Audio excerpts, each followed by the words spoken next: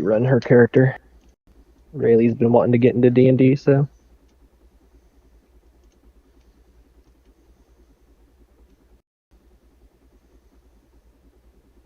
Stream elements. Said. EAS_Cowboy is now live. Streaming Dungeons and Dragons online, live by the dice. She's out of school Die by today the because she dice. don't feel good.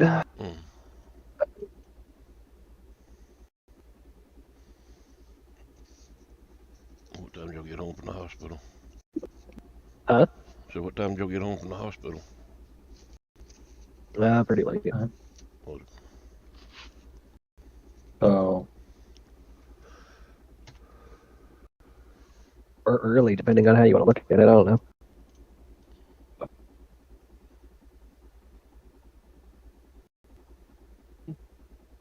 Okay, wait, sorry. Who was in the hospital? Kid. Just constantly coughing and coughing that went to throwing up and stupid shit. It's just been there Ouch. between cedar fever down here and everything. All the kids have been dying. Good lord.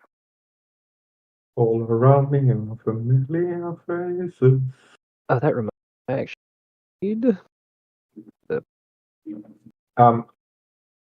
This might be a stupid question, but I'd rather ask it. This is going to be a Uh-huh. huge problem if I run back into a little bit here in the beginning. What are you talking about? I'm just trying to finish an omelet that's in the pan. Like, Oh, yeah, no, finish it real quick. eh. Cowboy. Like, Dan, you still Yeah. there or did you go away? I'm here. Does your headset go all the way in there or is it corded? Give me 1 sec. I'll jump on my phone. Okay.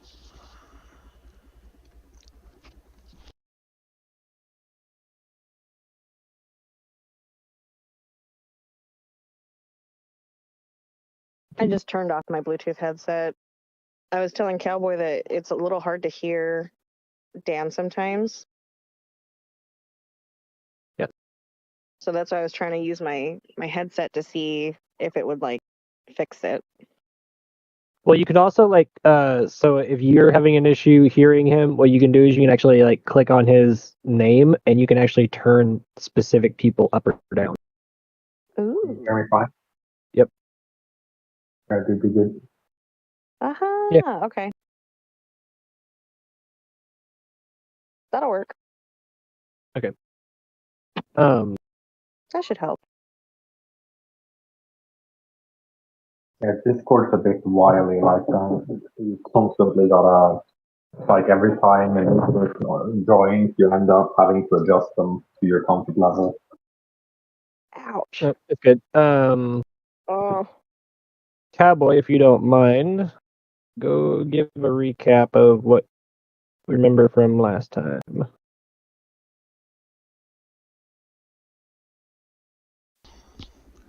Went to a cave, jumped over a frog.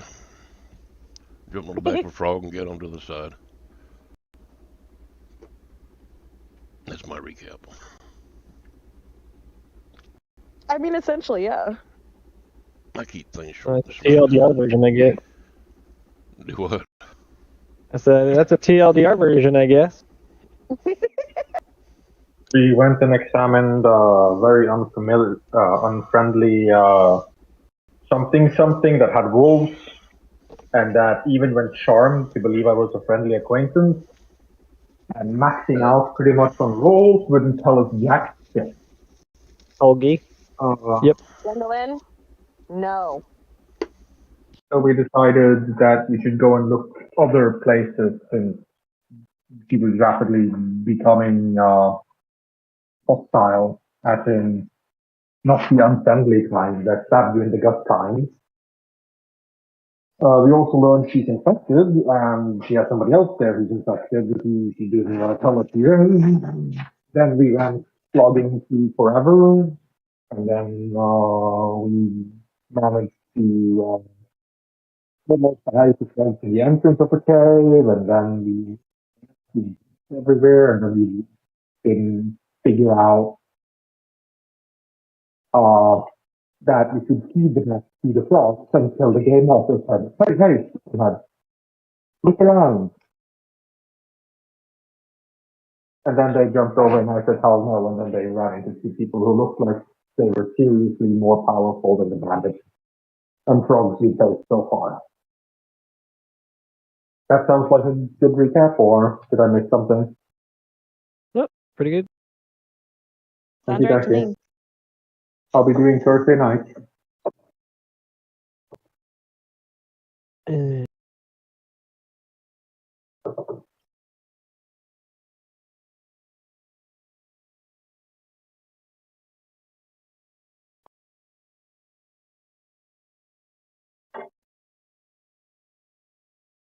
Is there a lot of feedback or whatever from the thing, or? No, more just muffled, but it's fine for now. Yeah, I'll be back in a jiffy. Yeah, you're good. You're good. For some reason, I did all day, and then suddenly it all hit me at once, like there was a gravity center just pulling at the center of my stomach. No, you're good. Yeah. Do that one.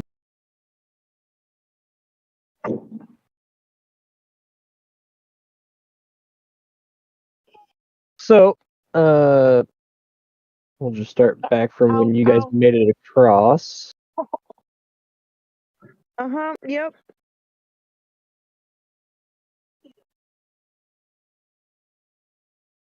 So let's see, as you three were able to, well, actually everybody did, but you three are the only ones that went across. You guys decided to charm, well, not charm, but befriend the frog.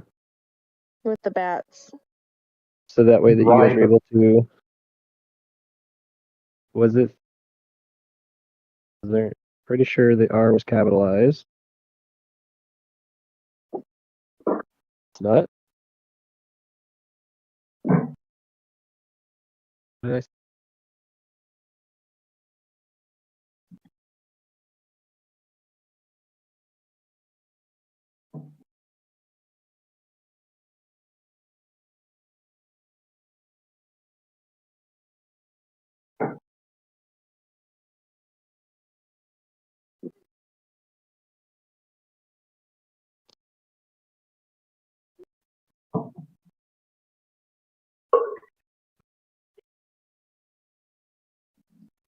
Let's go and find it again and I'll.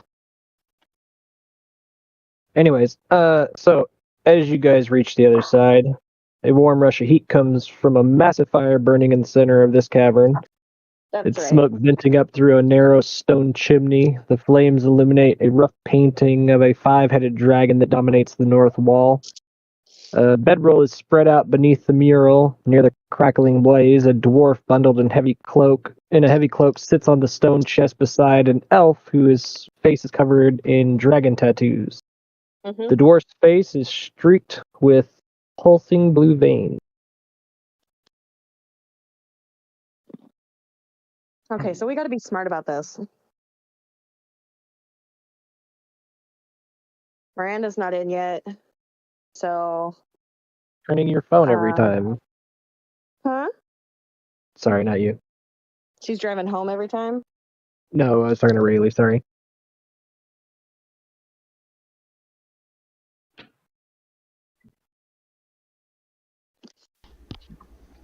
If you hear me say an ow a bunch, it's because I got a root canal yesterday. You're fine. So, sorry, guys. Hey, we've been there. Fuck, it sucks. You said it was an elf and a dwarf. Okay. Yep. Okay, so if we want to play this smart, I think the best thing we can do is try to listen, see if they're having any sort of conversation, and if we can hear it from where we're at. Well, as of right now, you guys, I'd say that Cowboy and Mary are still. You guys are off behind Miranda. Miranda did roll a stealth check prior. Oh, that's right. She got a really high score. She did.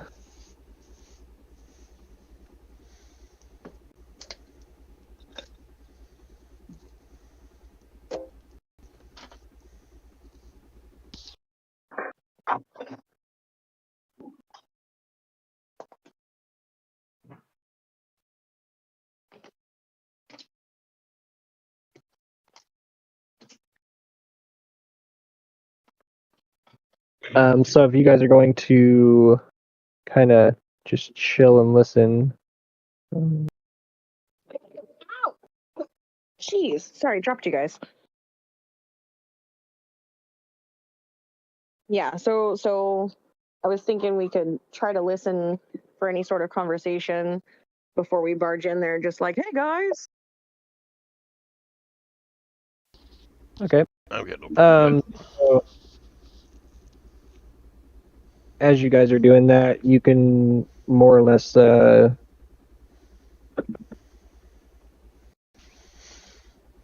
you can hear. I gotta try to say the right ones. That is the elf. That is the dwarf. You could hear the dwarf saying that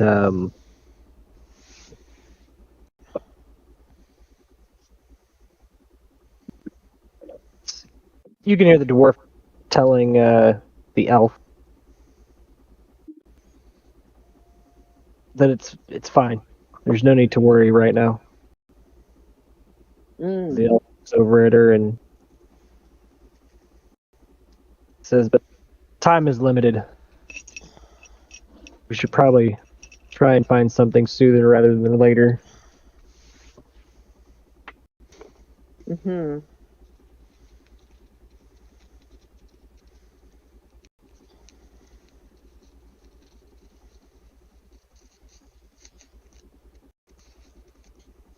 Okay, so we notice them. We can hear a little bit of their conversation. Do they look to be armed or kind of at ease?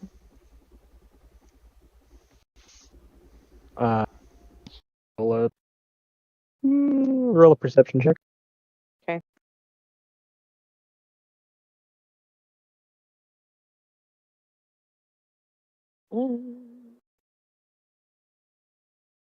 Ugh, 7. The +1. Yeah, that's 7 total.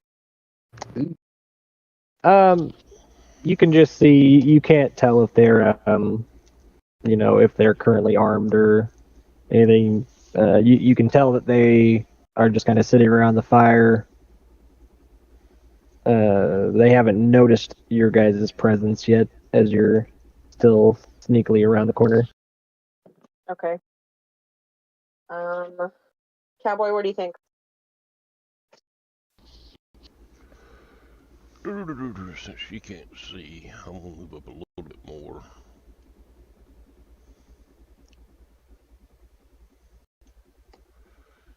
Make sure you pay attention to what you type in. Let's see if I can. Okay, you can't use the same one again now. Huh? Go on. He's talking to Riley, Oh, probably. Just a reminder, they did say one of the people called themselves Tiamat in one of them, which is a dragon god. And one yes, of them I has remember that. dragon tattoos. Yeah, I just... You're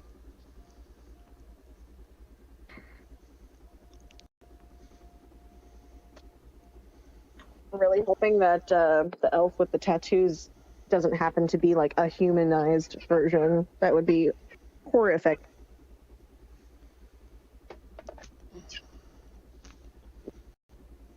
Huh? You want some? Hold on. Good lord, this kid.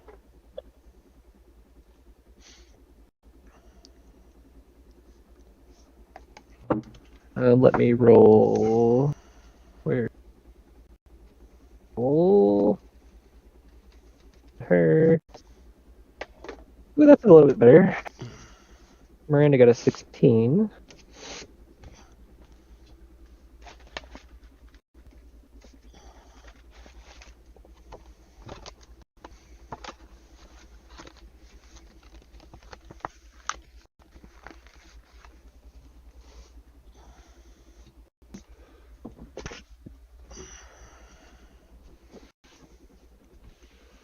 Let's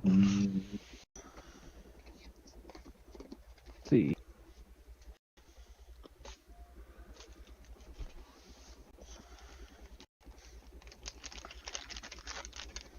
So with her 16, trying to see what's going on, she can see that even with that, a small exchange of words, they're in somewhat of a meditation.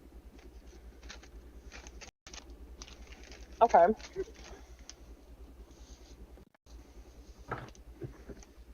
And then you can kind of overhear, or she can overhear, which she'll relay and everything, but as they're kind of having that little bicker back and forth, they start going back to praying to Tiamat. Tiamat, whatever.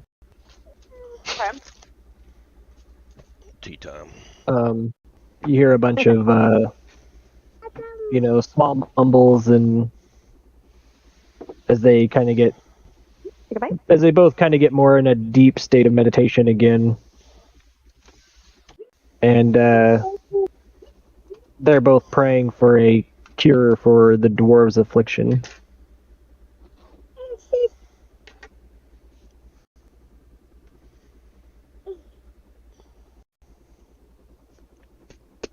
Okay.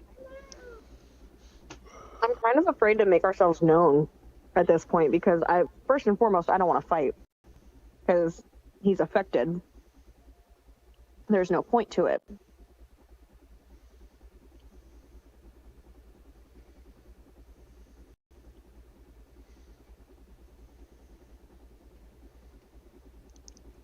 What I'm thinking is we can try to offer help, like widen their search to find some sort of cure, because if there's no cure here and there's no items here,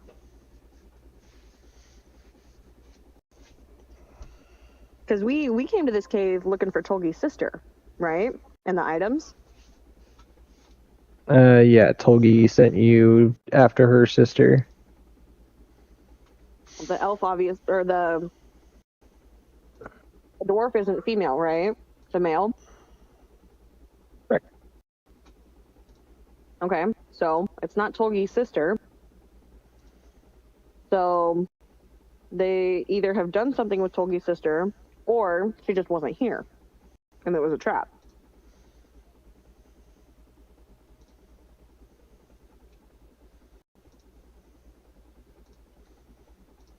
Maybe we can... Okay, maybe we can convince them that we can help them in search for a cure. Like, obviously, we're trying to help with this affliction anyway. So let's try to find these items. We'll tell them, we'll help them search for these items and a cure, and hopefully avoid a fight.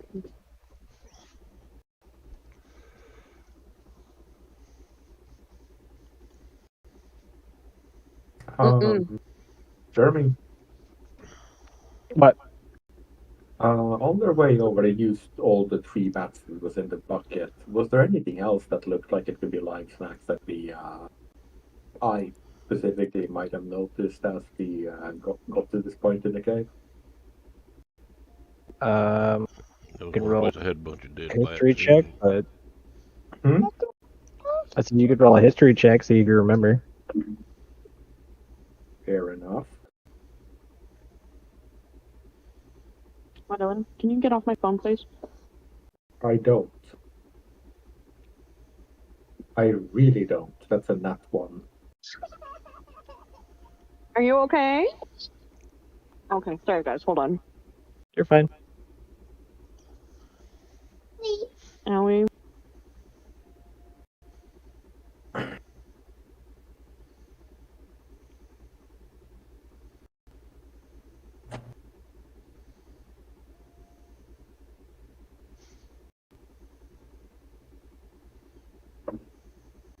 So yeah, I'd say the answer is no to that, but again, you can attempt to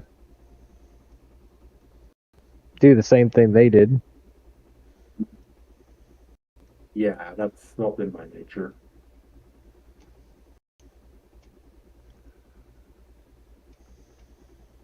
I might try to get over there if combat ensues, but to help, but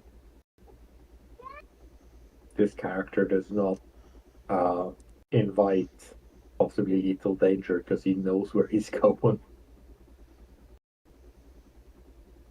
Here's the thing, though. Remember, that frog was trained Hit it, do it to again. transport people. I know. Hey, what are you screaming for?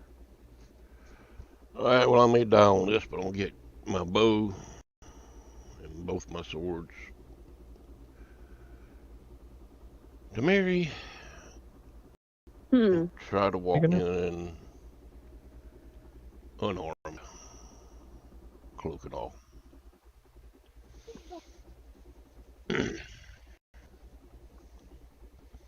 You want me to go in there? No, I'm going in unarmed. If I'm gonna die, I'm gonna die. Oh my lord! All right, we're just Okay, gonna well, go for it. prior to that, I'm waiting on Dan because we jumped over to him real quick. So No, fuck it, I'll attempt it. Just was it animal handling? Mm-hmm.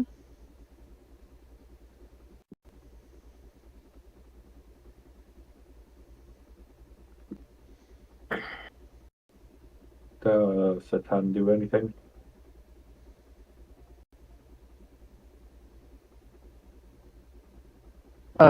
so as you start to approach the water, the frog notices you and moves over and lays its head back down like it did for the others.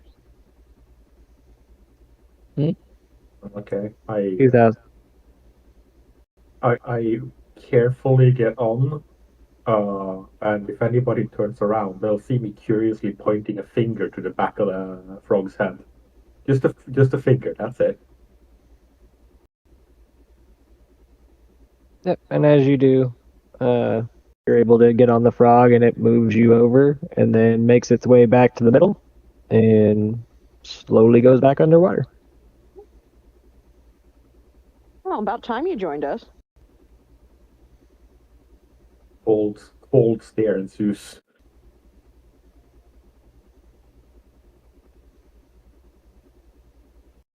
Second.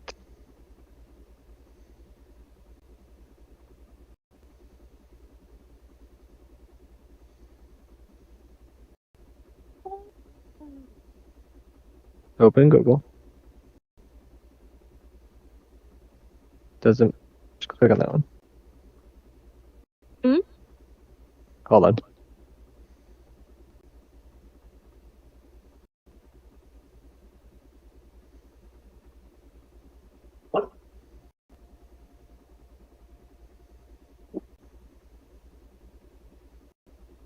Gwendolyn, does Mama need to pause, Mickey?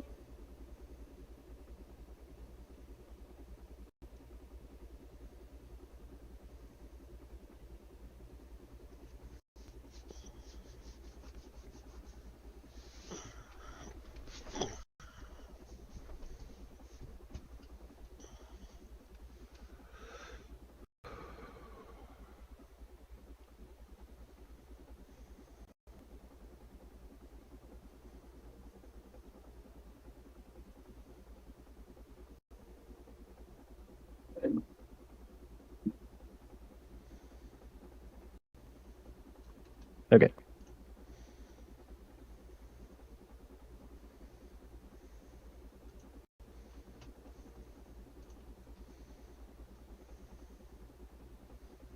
All right. So with him across, now we'll go back to the group setting of what you guys plan to accomplish. Okay. So, fill Sildar in on what we've discovered so far. And Quejo wants to go in looking like he's unarmed and everything. Or are you actually disarming yourself? No, I'll go ahead and disarm myself. Okay. Everybody just stay back. Am I able to hold on to his gear for him? I mean, he can holster everything or backpack him, however you want to call it. Okay. I'd say yeah. In my mind, it is just you don't have them at the ready, so that if something ensues, it'll take an action for him to be able to pull them back out. Okay. But All right. So he wants to That's how approach that them in a friendly manner, which is kind of what I wanted to go for. So awesome on that. Thank you. We want to help as well. So I think that we need to. I'm gonna say with because the light radius from that fire is accurate. Okay. So with Miranda's character, like I said, I'm pretty sure if I go back and look, she had rolled 17. So she's pretty well, hidden currently. Okay. So I'll have her kind of make her way just around that little back area.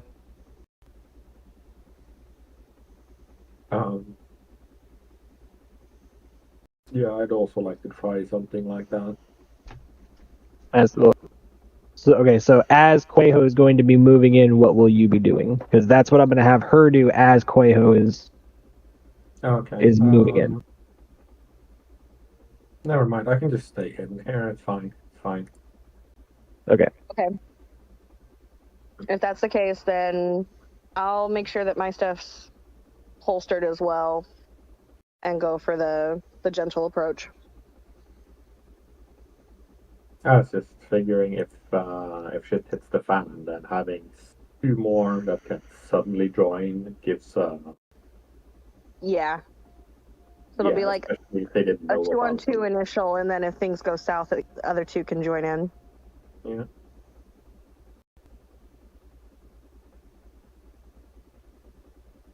Wrong one. But I want to be behind you. Yeah, that's fine. I want my brony protection, man. I mean, I am kind of tanky so far. Put this one right here. Put it in Also, here. I don't have any logistics Other way. of attacking. If it comes to that, I just need line of sight. I just need to see them. That's all. Mm-hmm. Theoretically, I could do this through a keyhole.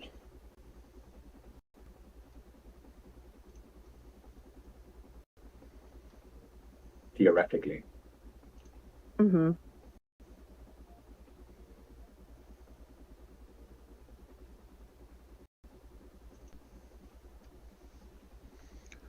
Alright, Elf had the dragon cat tattoo. Correct.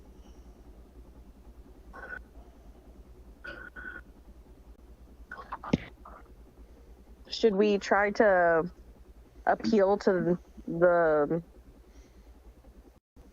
dragon and say that we dragon also is just want to a. team up? Oh, okay, never mind.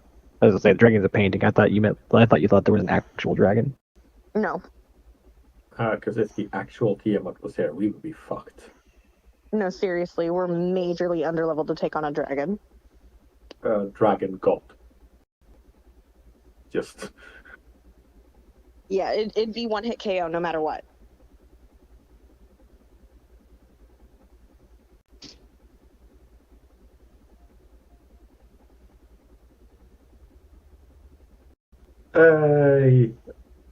That's my daughter.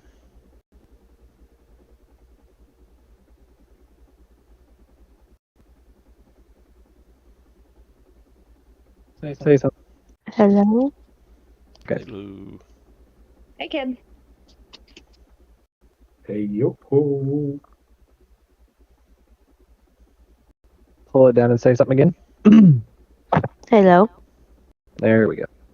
Now it's not going through both of ours. Where did my notebook go? That's Rayleigh, right? Or am I confusing it? That's correct. Yeah.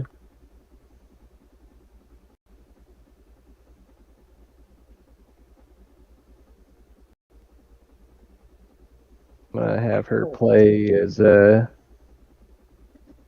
Miranda's character.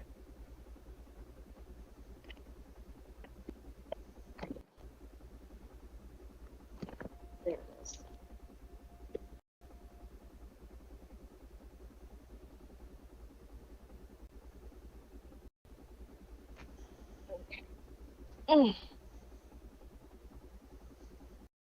Alright, so as of right now, I'm assuming that is everything. So Quaho is going to start moving up and in an unthreatening manner, from my understanding. Correct? Uh-huh. Again, the elf has the dragon tattoo, right? Yeah, he's got dragon tattoos on his face. Alright. I'm gonna speak to him in elf. Tell him I might be able to help with his quest. I might be able to help look for whatever he's looking for. I make no acknowledgement that there's anybody else with me. I used the word I.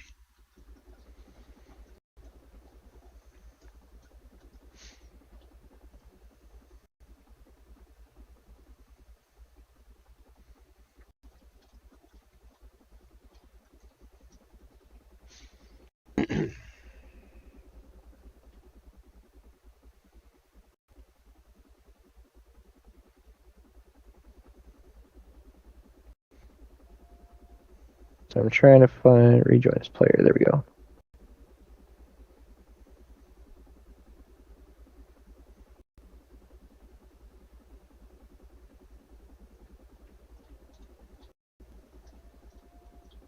I did not realize that that portion was also sloppily.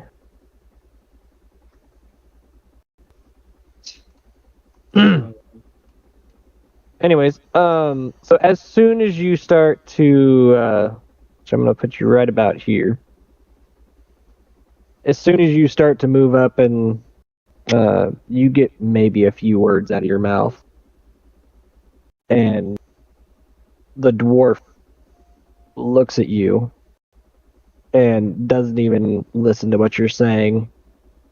You can tell that she's not doing the best. And as soon as you, like I said, you get like maybe a few words out as you start to say, even in Elvish, you know, hey, you know, you make yourself known, and you know they both kind of look at you, and you're like, hey, we're not here for. And she tells you to stand down. She's like, just stop. I open my cloak up and say I'm unarmed. I'm not here to fight. And she demands to know why you're in the cave. And she tells the others that they can come out. Oh, her perception's way high. She just doesn't believe we're alone. She calls out there's 4 of you to come out. Oh yeah, her perception's really high. Okay. I make my way to stand next to Quaho, and I make sure that it's very clear that I'm not holding any weapons.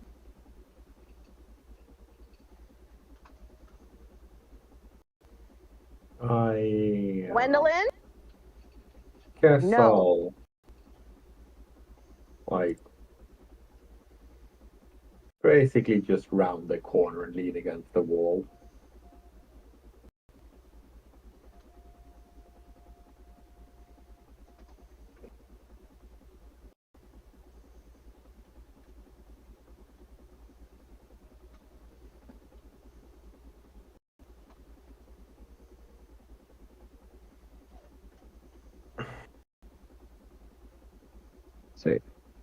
So, where at? Sorry.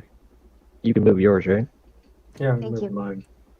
I'm just like I basically went from here Oh, okay, I just to, didn't to, see it. to here, like Okay. ever the coward.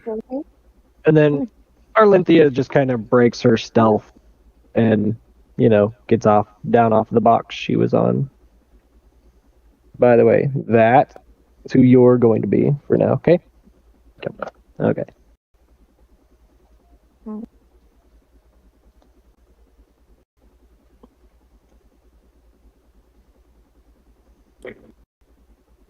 All right.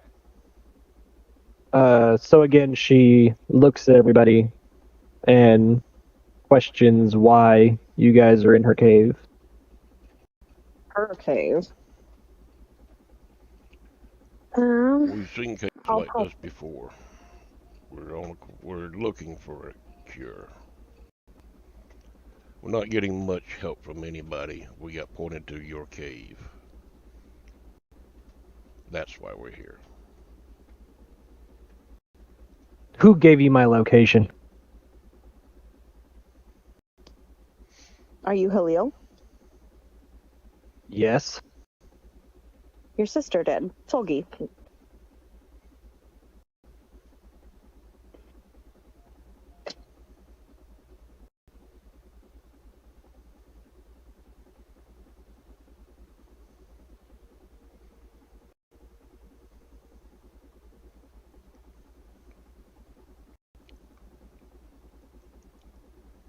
She's in She the does same not predicament. believe you.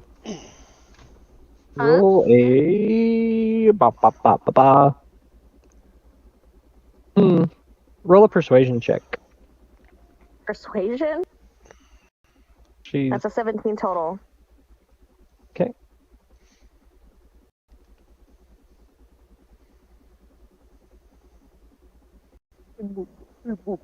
Yep.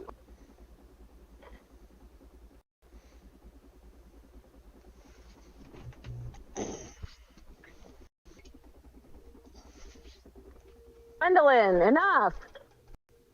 Come on, Jesus, child. I gotta walk in the mailbox. It's gonna go in and out for a minute. Yeah, go ahead.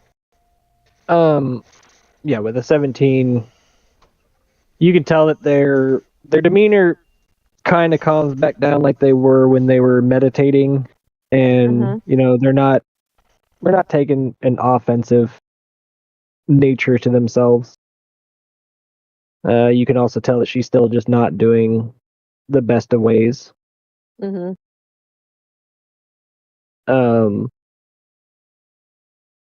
With that, she believes that you guys are, you know, there on her sister's behalf.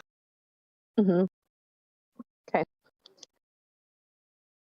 Tolgi happened to tell us about the items that you had taken from Pelk's shop. Do you happen to still have any of them? Do, do, do, do. You're stuck? Holgi tells you that she. Actually, hold on. Repeat that question real quick, just because. Because? Yeah, just repeat what you said real quick. I was reading through what she knows. I was trying to make sure I do this properly. God No, damn, I my license plate understand. finally came in. So I had asked if she still had any of the items taken from Pelk's shop. Sit down.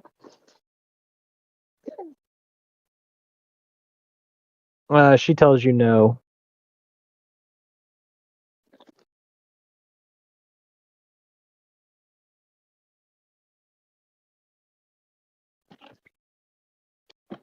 Oh, wait. Yep. I don't know if my chat in Roll20 actually gets through to anyone. I saw it. Okay. Do I roll for it or?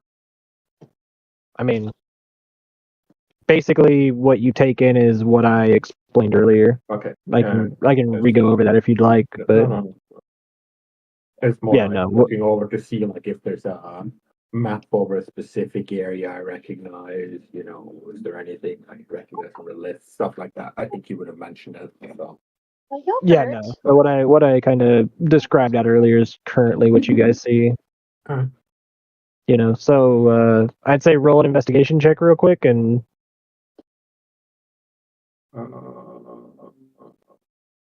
just kind of like as you're standing back there scanning the room.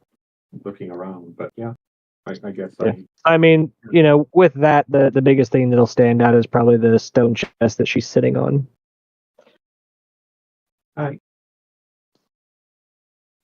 Oh. Um,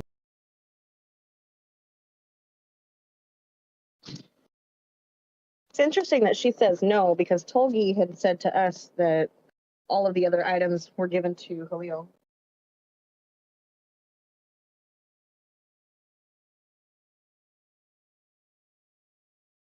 Where's the third sister? Can I ask Halil where the third sister is? oh, can you? Listen, And I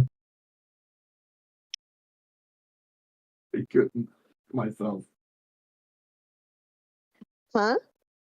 I mean, That- if that- you want to ask. Okay. You can Where's like your- again, you can do anything you want. I'm all for, you know, Gathering information. I'm all for you playing it how you want to play it. Okay. It is your world. I just run it. Goodness. Um.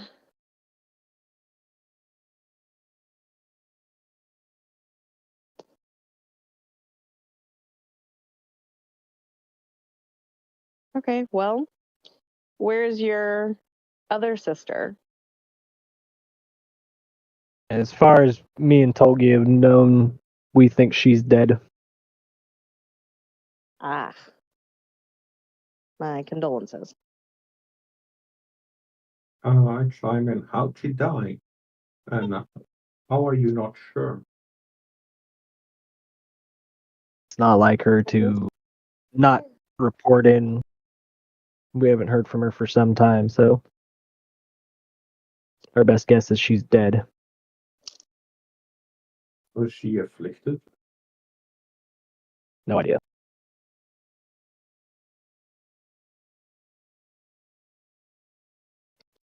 We're not sure where this affliction comes from. My guess with my current affliction is that it was caused by one of the blue vials that Tolgi stole from Pelk. The vials How that many I got was vials were there? cracked. Let him finish, please. Sorry. Well, that's fine.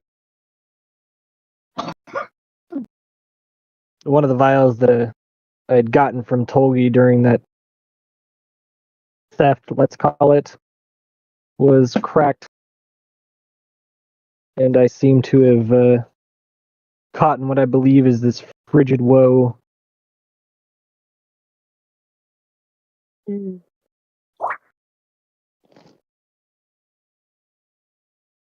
Do you have any idea where the contents of the vials came from or who made them? Was there a logo, a sigil? Do you know how much they cost? She doesn't know anything about the disease or the symptoms. She's just heard rumors. The vials. She's not sure where any of it came from.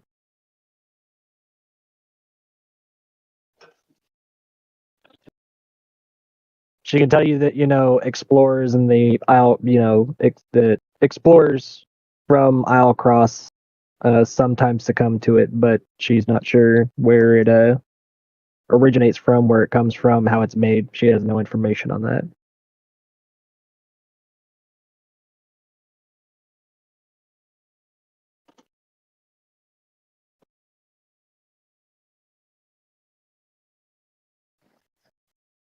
Did you happen to keep the cracked vial? She reaches into her cloak and throws it at your feet. Did it break further? No, it just kind of bounces on the ground. Okay. Kind of chuckle. It just looks kind of like a vial missing the cap. The top is, kind of broken off. So it looks like it's just kind of sharded, but the base of the bottom is still remaining, and it just kind of bounces and rolls to your feet. Well, Sildar, do you want to take a closer look at that?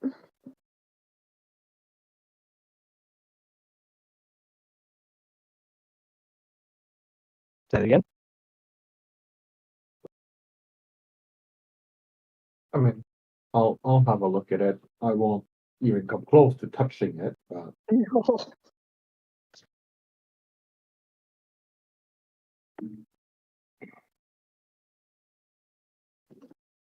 does it look like anything other than a standard A4 vial to me? Nope, it just looks like a vial that you'd probably have inside of like an herbalism kit or something.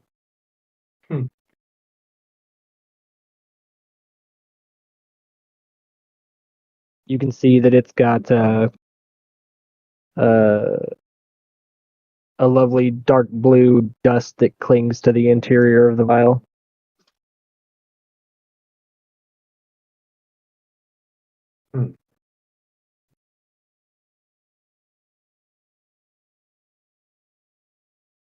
You pay attention to that screen, not my screen, or I'll hit you in the face. Yeah. I love this Go file read. entire thing.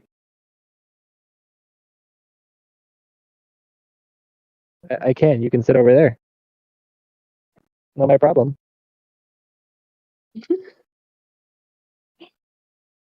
This stuff is for my eyes only. Otherwise, I punch you in the face. Okay. We got that straightened out. What a lovely father.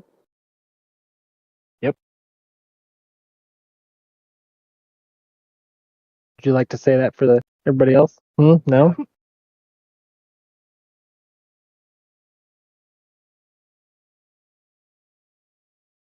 I get the feeling he really wanted to name his kid Sue, and then discovered it was a girl.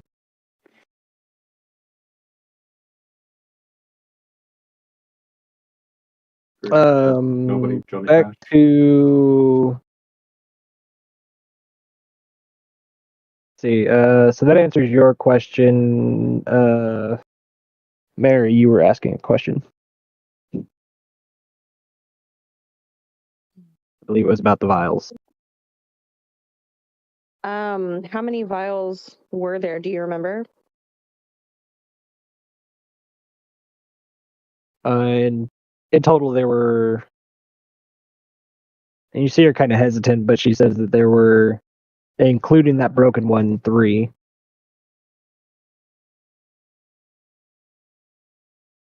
Of the afflicted, there was There Ergon, the elf, Verla, and you. Did all 3 of you touch that broken vial? Sure. I just know what I've touched. Wasn't there more people who were afflicted, though? It would be a hell of a coincidence that the girl behind her sister, or like the dwarf behind her sister, was shivering like a Oh, that's right. popsicle, and there was the woman that was frozen stiff in the back of the store that burned down, even Right, while that was it Verla. was burning down. And this one doesn't. So that look makes too 4 hot. total. I'm not sure of any other vials. I only know of the 3 that I came into contact with.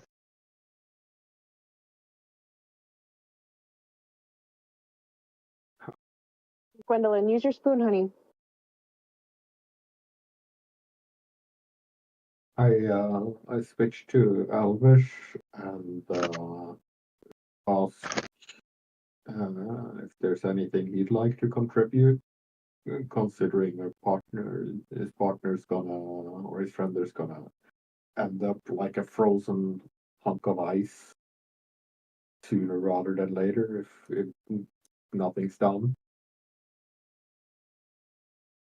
When you ask him, he just kind of looks over at Halil, and she kind of shakes her head, and he stays quiet. So he defers to her. Okay.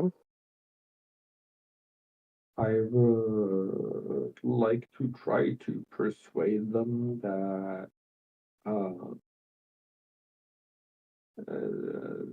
this really is in their best interest and probably one of their best last chances, and kind of just go like, hey now, Hey now, friend. Could it really? Can it really get that much worse from us knowing? You can roll for it if you want. You're gonna need to. I assumed as much.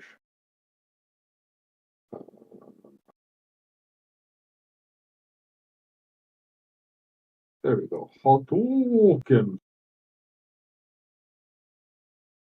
I need a new set of dice, man.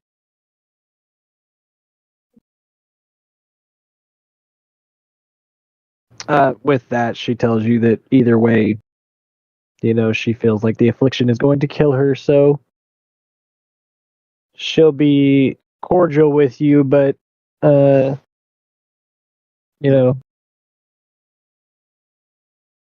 there's really not much for her to gain from giving up information that she doesn't have to.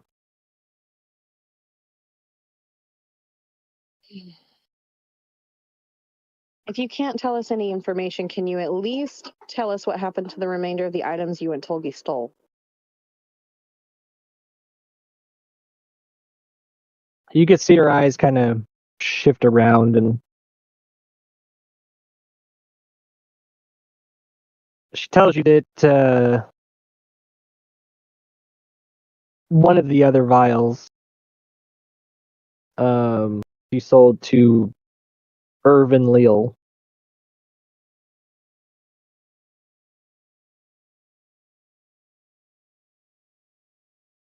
Irvin Leal? Can I just check something? Proficiency means rolling with advantage, right? Yes. What do you have proficiency in? Persuasion. Yep. Do you mind? Do you have a? Yep, go for it. Also, history, deception, and arcana. Well, that's a little bit better now. Yeah, no, I wouldn't look at the thing. So.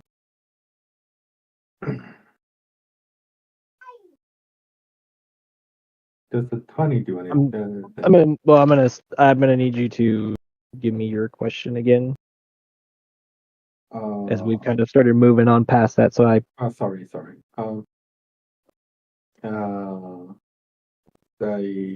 I asked the elf first if there was something he'd like to chime in to help his friend there. He looked over and she shook her head. Yeah, that one will then I still went stay the like, same. And then I asked her and rolled for like, hey now, can't be that bad. You're gonna end up a frozen popsicle. How much worse could life really become for you in the next few days? With us knowing. The first portion, Even a long the elf is still going to. That doesn't change. He still defers to her. Yeah, no, I rolled for her. I understand. I'm telling you how this is playing out. Yep. So, and then to slightly retro that portion,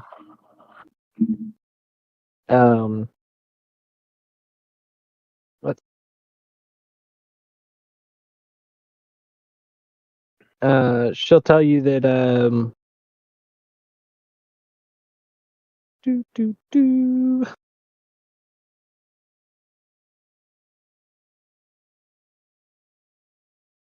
with that we're actually going to retro out Mary's portion. Okay. With that roll, and she'll tell you that you could see her hesitantly. She tells you that she's. Look, I'm desperate. I need to get to Shady Creek Run before this runs its course. Let us escort you.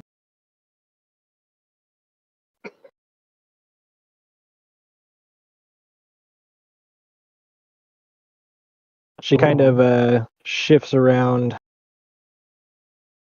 and looks at the chest that she's sitting on and says that she's hoping that she can trade some of the goods stolen for a cure.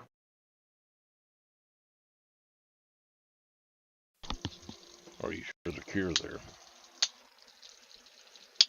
Say that again. Sorry. I ask, are you sure there's a cure there?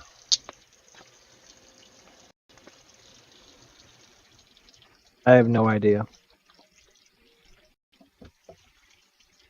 Well, what makes you believe your chances of finding one there are better than elsewhere? Our Why Our shame? prayers to Tiamat have that's where we have been told to go. All right. What is that? Assuming he's washing his dish out. Ah, Oh, no, I'm sorry. I thought I had the mic up. Oh, you're good. Past that, it will still be told that the vial was sold to Irvin Leal. okay. Mhm. Well, oh, go ahead. I pull up my best grin and shrug and what I can only describe in modern day terms as my best anime shrug. Go like, well, we're being paid by the town anyway. Nobody said anything about recovering stolen goods. Only to look for that cure. Besides, that reward is probably better for us than whatever you might have in there.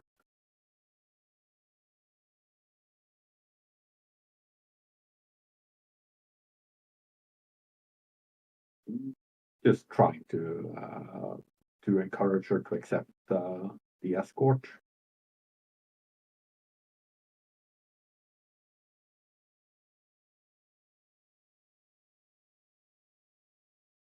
She kind of wraps back around to, her only concern is she needs to get to Shady Creek Run. And if you're willing to help her, then great. Why wouldn't I? You get to live, we get paid. The feet will be dancing happy jigs. Oh, and just making sure that because I know there was a slight retro, which kind of bettered things.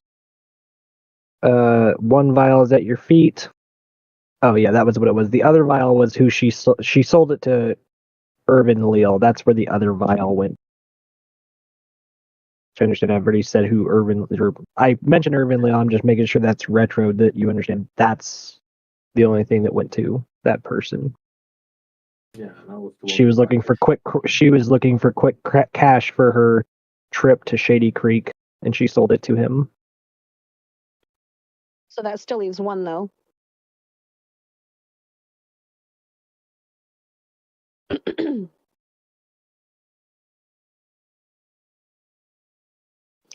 Okay, well, Is that a statement or is assuming that I'm trying to? Or are you talking just? Yeah, I'll ask her where the third one is.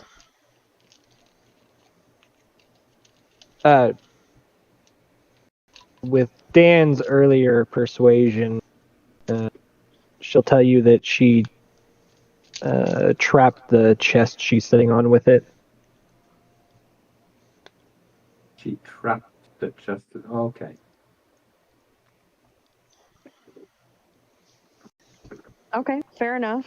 I'm assuming you didn't want the items to just get stolen away from you.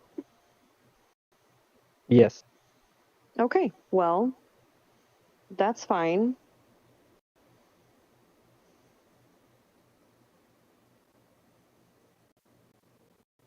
You can bring the chest with you. We'll escort you to Shady Creek Run and help you search for the cure.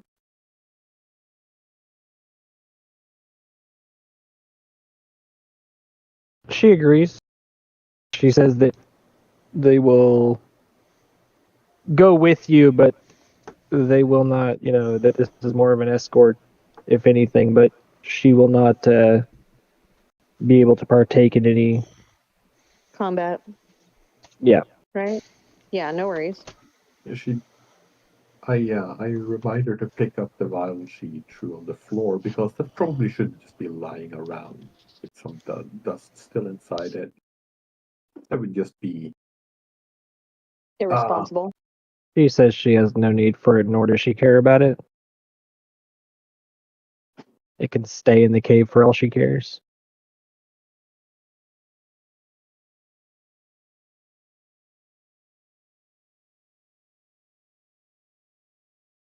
As that happens, you see her kind of get up and she starts to disarm the chest.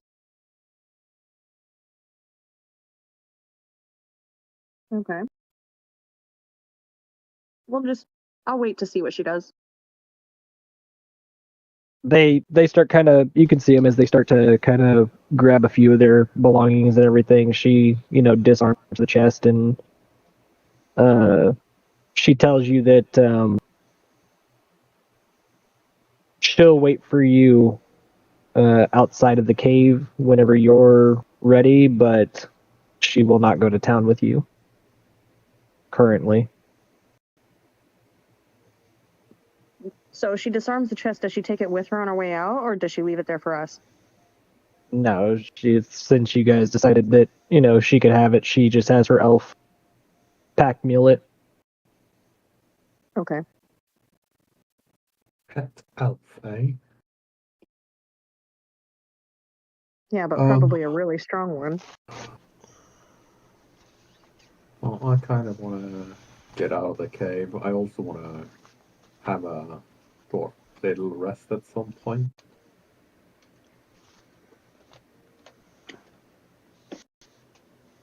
But I don't really see a big need to go into town before we head out. That's up to the rest of y'all, though. Yeah, I think we already had what we needed for our journey.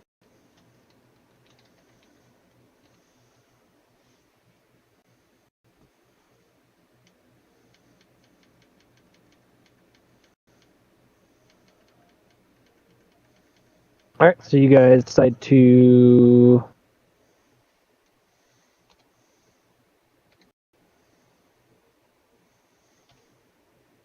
I think we will just follow her outside. Okay. In the process, I put my bow on my back and my sword in the sheaths. Hey. You want more? Gwendolyn, stop yelling, please. Do you want more? Yeah.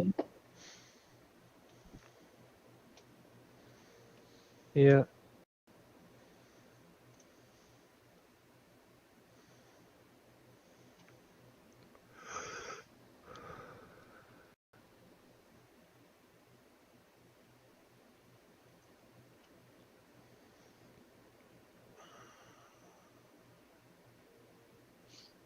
All right. So as you guys make your way out of the cave, and as you guys make your way through, right about here, you guys actually run into about 3 more upper henchmen, let's call it. And she tells them to. You can hear her tell them that you guys are no longer. I'm no longer in need of your service. You've been paid. You can leave. Ooh.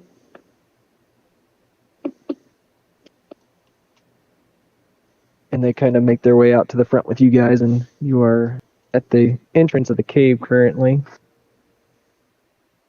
She asks where you guys are going to. Where you guys are going to go. Well, which way is it to Shady Creek Run? Well, Shady Creek is in Islecross. It's not. It's not an easy trip.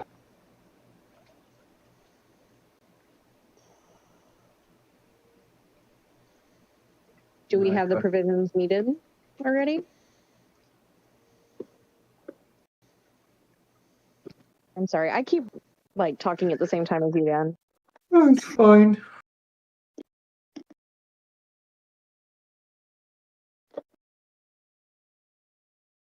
I don't believe I have any edible provisions, but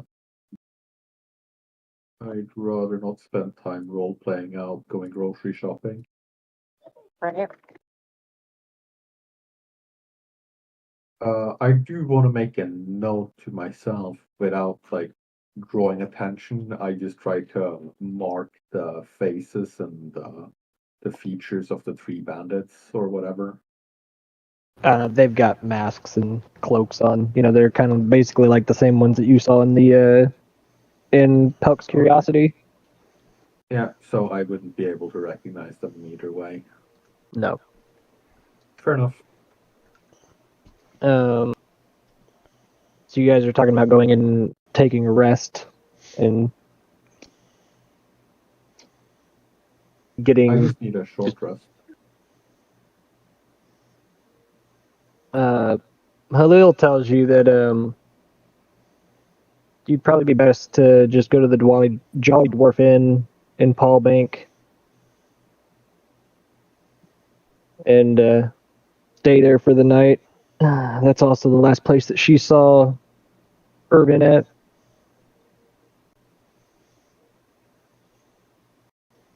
That's fine. That'll give us time to get provisions. All right. Well, while we go spend the night there, are you going to be all right for the night? We'll be fine. We will stay here at the cave. We don't go into town often due to our affiliations.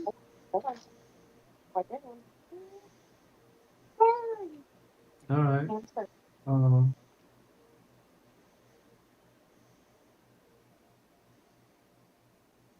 So she just kind of points you towards the Jolly Dwarf Inn. Yeah.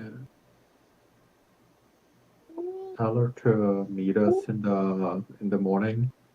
Like we'll probably. She said that she will meet you here Yeah, at the edge of the cave in the morning.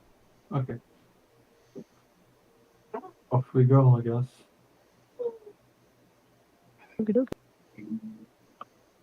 Don't. Oh. And as you guys come outside, you notice that it's getting pretty late. You guys have spent the day inside the cave. All right, let's go take our rest. We'll stock up what we can at first thing in the morning and meet back here.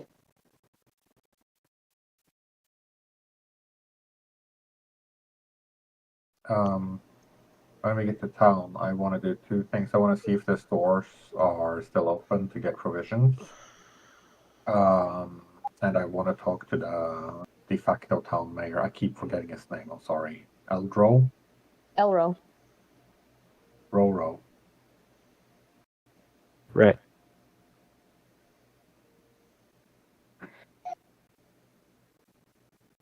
Do I find him? No, it's pretty late. So, as you guys make it into town, you see, everything's pretty dim. Everything's pretty, quiet. Storm's kind of blowing around, and the lights are on at the inn in town, obviously.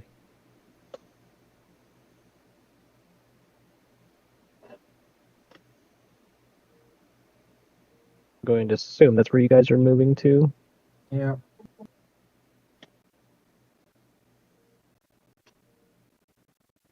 You guys are all still there. Yes.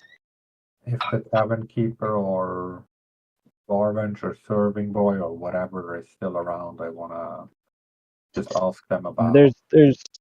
Once you guys enter, it's decently lively to a degree. It's the nightlife at the tavern.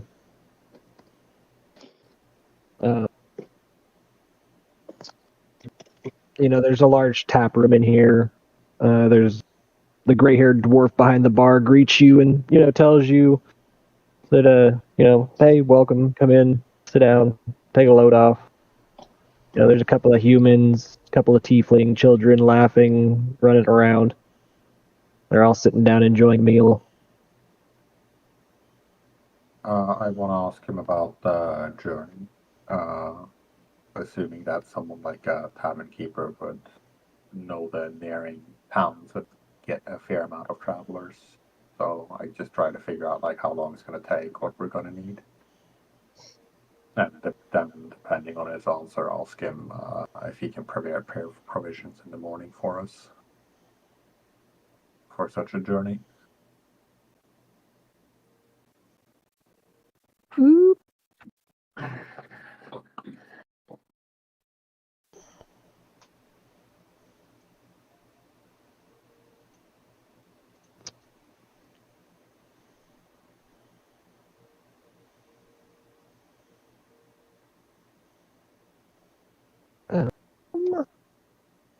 Oh, I do have him. I didn't know if I did or not. I'm just not going to go crop him out. A big man. Well, I'm just not going to crop it out currently because it's easier to just do this. Anyways, so the barkeep, his name is Arl. Arl Bortok. And, you know, you could see him just kind of tending bar and, you know, as orders come out, he's taking them to people here and there. During that conversation, just for, you know, provisions and stuff, he tells you that unfortunately, you know, there's not much. The town seems to be decently. Unfortunately, right now they're not so heavy in provisions that would help you. You're more than welcome to stay at the inn, but you know, maybe talking to Eldro would be better. Okay. Do we get any information about the journey, or is it just get on the boat, get there? The journey to what? Sorry. To the place, the Shadowmere Creek? Shady Creek Run. It's north quite a bit, but he's not familiar with the area. Yeah, he's familiar with this area. He just tells you it's north. He's not familiar with that area. Okay. I thank him and off fuck to my room. Or other room or whatever. Shit.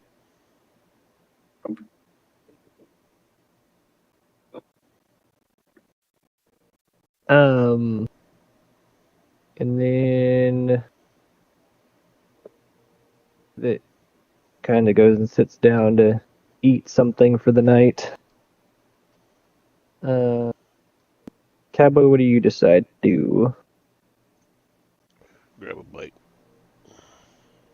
Okay. And Mary? So he goes off for the night upstairs. Yeah, I'll go rest.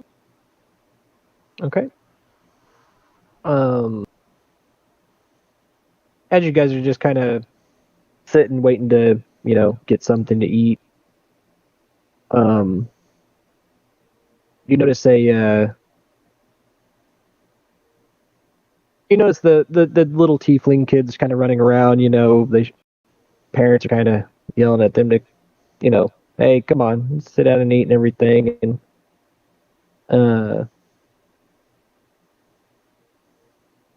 there are two humans with tiefling children, and they see that you guys are ordering their food, and they tell you to come over and sit down and eat with them instead, and, you know, enjoy some nightlife.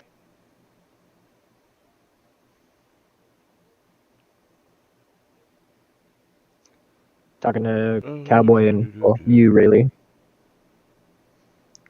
Where are they at? We'll say that they're off over here. Okay. Actually, let's just reverse that. We'll say that you guys went over there, and they asked you to, you know, come sit and eat with them. I'll sit for a little bit. Okay. What about you? I can't hear you. You have a microphone for a reason.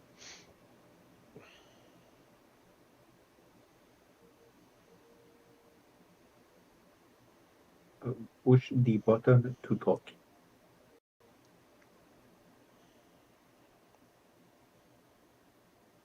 You gonna go up and rest too, or are you gonna enjoy the nightlife? I'll enjoy.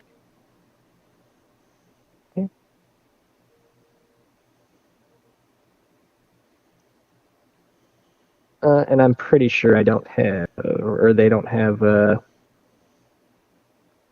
things for these ones. Oh no, they have the family, but it's more or less just like a picture, which is fine. So as you guys kind of sit down, they invite you over and everything. They seem super friendly, and they introduce themselves. The man, reaches his hand out to shake to kind of proposition a shake from you, cowboy, and introduces himself as Fenton Tethwick, and introduces their daughters as their adopted daughters, Honor and Magic.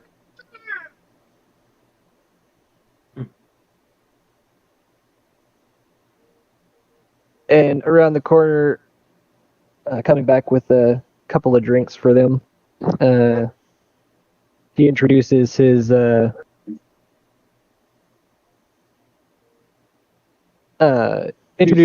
husband, Irvin. Ooh. Well, I'm upstairs resting, so I don't know anything about this. Exactly.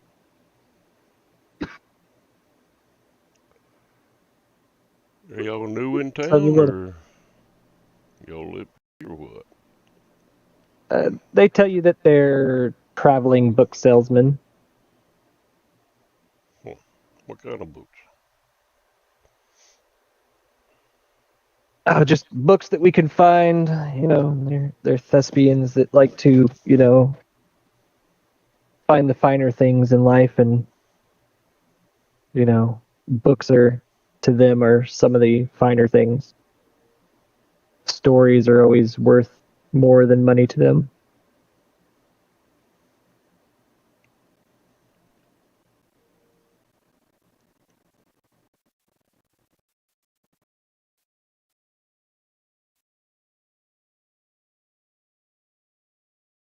Ask them if they run across anything strange, like people freezing for no reason, or catching a fire for no reason. Anything strange like that. They seem a little off-put, but not really. They don't really know much about what you're talking about.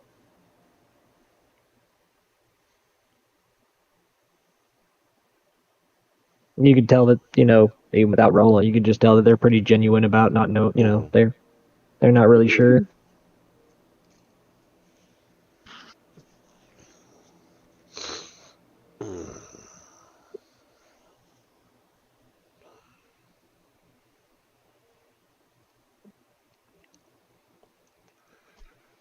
I'll have another drink and chill for a minute or two.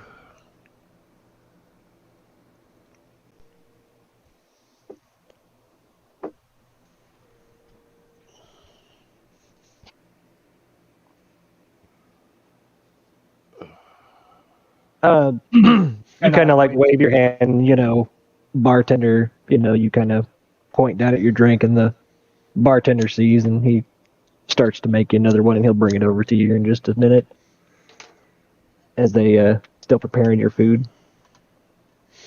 What happened to the vial that was sent to Irvin? The vial's still in the cave. No, No, one of them was sold to Irvin from that's Halil. right. That's right.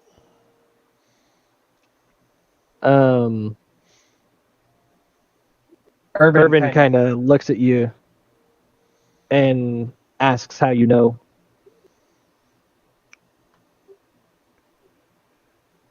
We run across a few people that are a little chilly.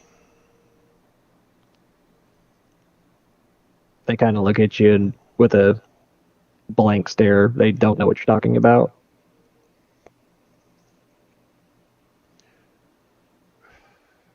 They don't get the reference.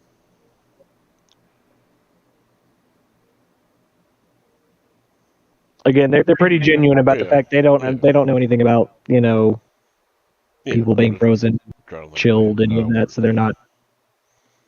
I'm testing to see if they know what a vial might do. Yeah, no, Being they're blunt.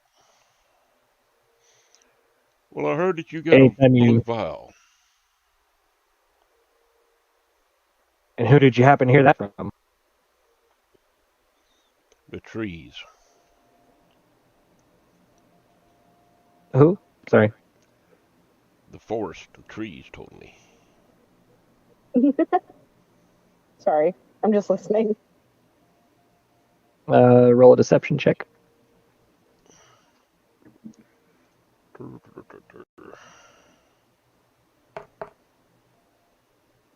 6.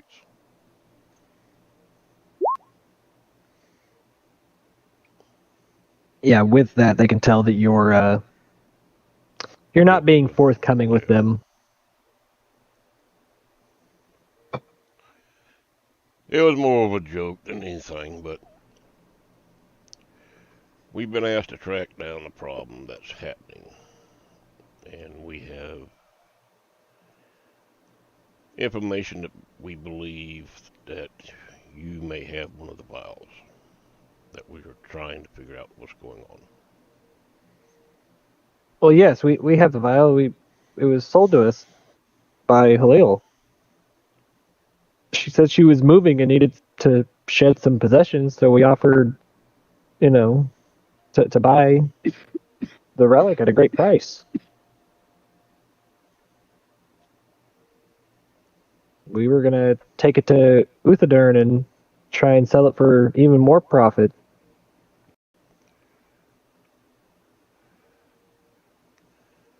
Mind if I ask how much of a profit you're looking for? Or we can get for it.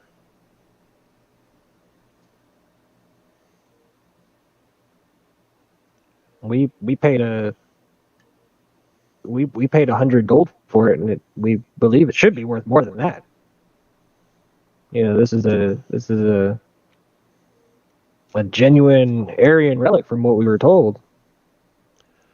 Actually, you've stolen goods that possibly could be carrying a curse.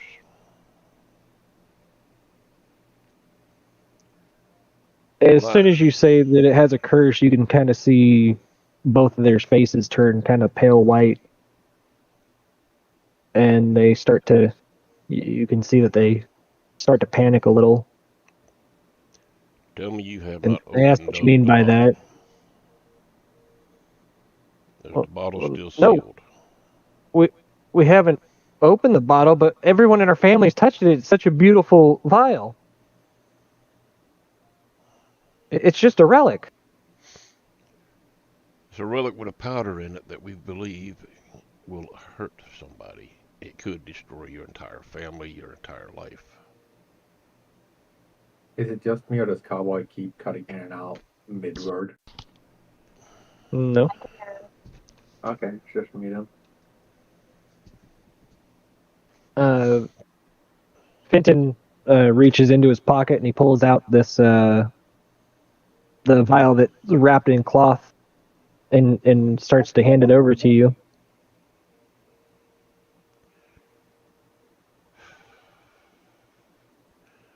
I'll reach out,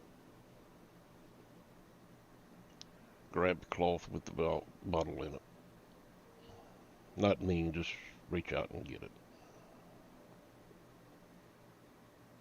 So you take it as it's wrapped in the cloth? Yeah.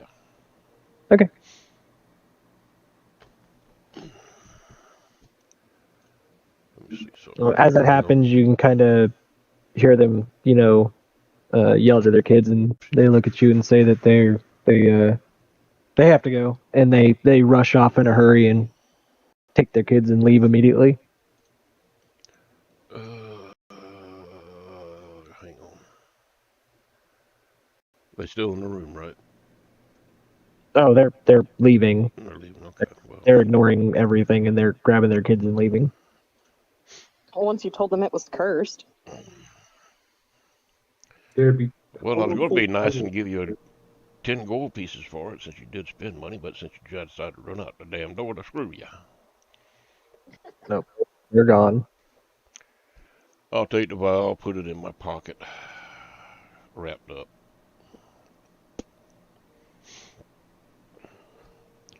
And we'll go up to bed.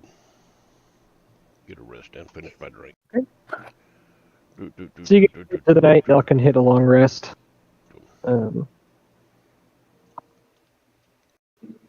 Okay, I know I wasn't present for all that, but like, good job, cowboy.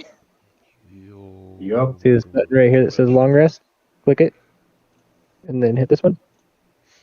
There you go. Click it again. Yep. Okay, that got Click it. There you go. Now you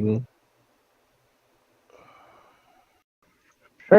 Alright. Yes, you guys wake up. Wait a minute. Where was the exhaustion at? I'll make sure that taken off. Huh? The exhaustion. Remember, I had 1 point of it. That should And I clear. Wasn't that under, Oh yeah, wanna make sure. with at 1 point of exhaustion with a long rest it goes away. Yeah, I just want to check and make sure I did it right. I can't remember. Let me refresh and find out. Long rest should have long rest automatically makes it go away, so you're good. Okay. I mean, I just looked. like, sitting down and having 2 beers should pretty much. No, it's always a long rest. That Alright, fair enough, fair enough.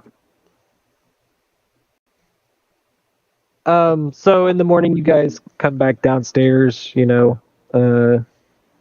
About halfway through the night, you guys could, just in the middle, you guys could kind of hear everything quiet down and everything become somber. And in the morning, you kind of hear the bartender as he starts getting everything running around. You can hear dishes clanking around and, just tables coming down. And you guys make your way downstairs and meet at the table.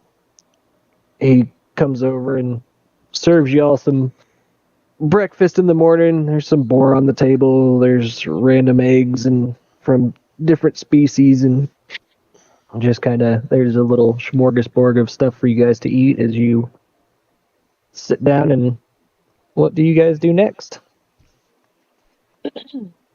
well, I don't want to spend too much more time,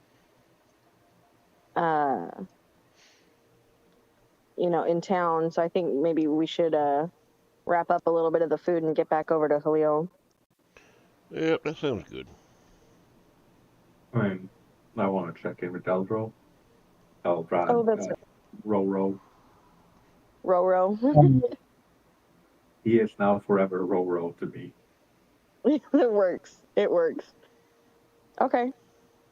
I'm gonna wrap up a little bit of food for Halil and pay the bartender for my night stay. And So as you guys start to wrap up, Elro comes in. Oh, well, there you go. And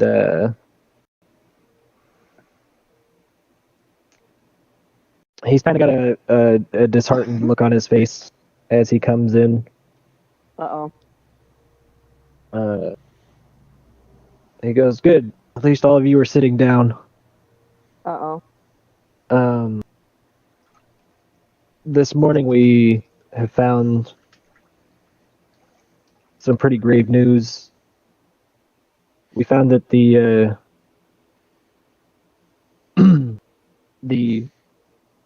what is their last name? I just had it a minute ago. Irvin and their family have contracted the frigid woe. Oh, man. Their 2 children as well.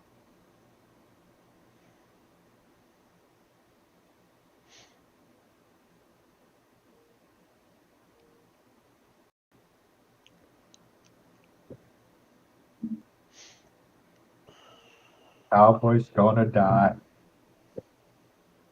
Touch the thing. No, I didn't. I touched the cloth. I never touched the bottle. He goes, first things first, he goes, even with this news, have you guys learned anything from what I've sent you off for? We have a lead. What might that be? We've heard of Shady Creek Run and are going to investigate. I'm not sure what that has to do with Tiliel and the vials.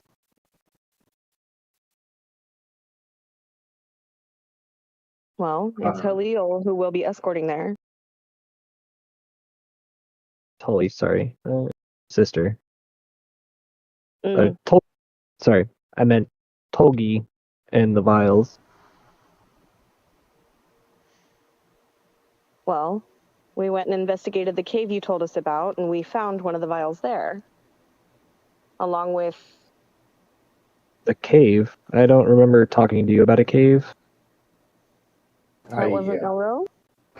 That was Tolgi? Yeah. I just recount our tales of yesterday to him, but I exclude the actual location of the cave. You one dumb fucking cat. What? Hang on. Who's a dumb cat? One walking in my yard while my dog looks at it. Oh. Ate it. Buck. Elro, as you know, you kind of go through that. Elro says that he's not concerned with Halil's well-being nor what she wants.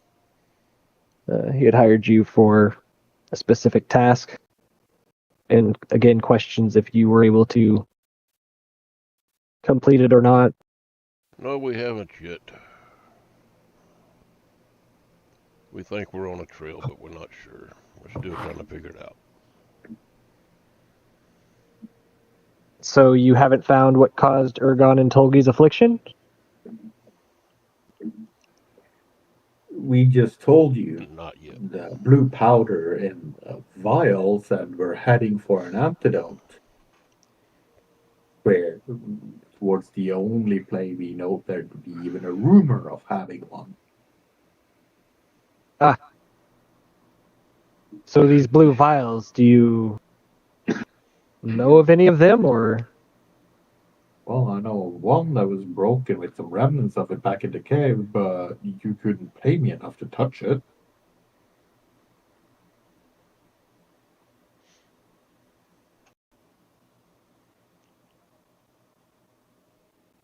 Which cave is this? I'll go there myself to collect it if need be.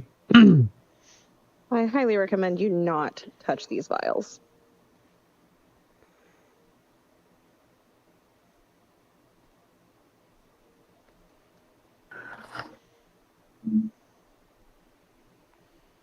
Well, I tell him considering there these that are the I'll only wait lead we until have, midday. no, Do not- he tells you that if that's the only place that he can get his hands on a vial, then he'll go there immediately. I tell him, pay us. If you're sabotaging the only way we can actually succeed here, you can pay us now and we'll be on our way. Wait until we've gotten their rendezvous with the other people and left. An hour here or there isn't going to change anything.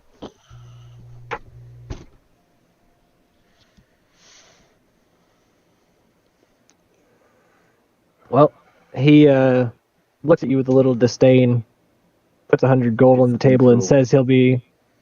And he tells you he's making his way to the cave right now.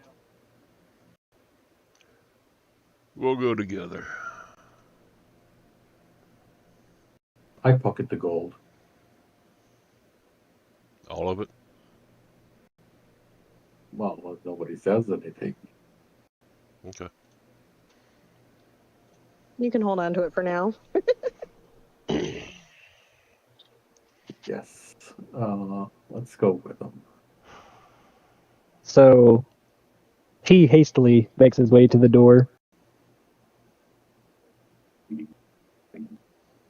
He is not in the mood to go with you.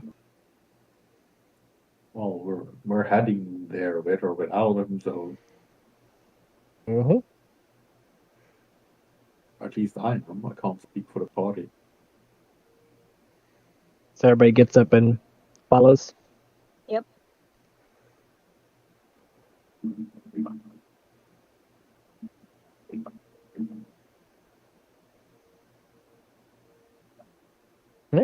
So as you guys, like I said, he hastily makes his way to the door, and as you guys, you know, are in tow, let's call it, behind him.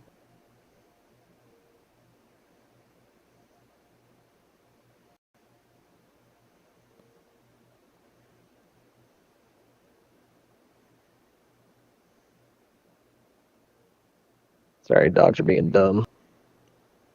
So as you guys make your way to the door, in tow, you get up and you guys are just trying to be as quick as possible. He, good.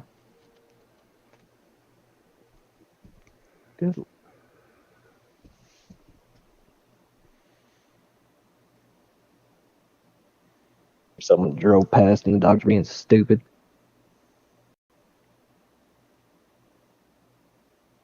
Anyways, who is first out the door? I'll take the lead. Okay. Hand me a battery. So as you're the first one out, you see this, what you thought was a older, kind of more, I don't know, just weathered elf as he takes a leap and starts, he hits the top of one building and jumps building to building as he makes his way out of town. What?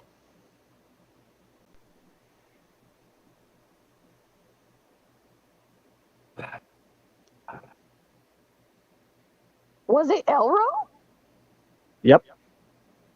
What? Naruto Okay, this Roro. doesn't. Roro does not seem like the person he claimed to be. Either that, or we sorely underestimated his abilities.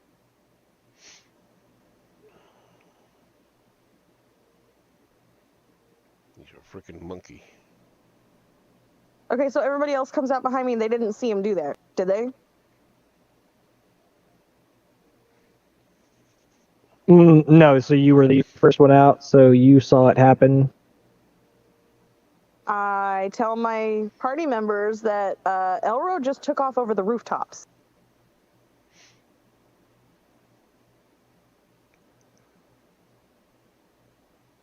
That's not right. We need to get there fast. Yeah, let's book it.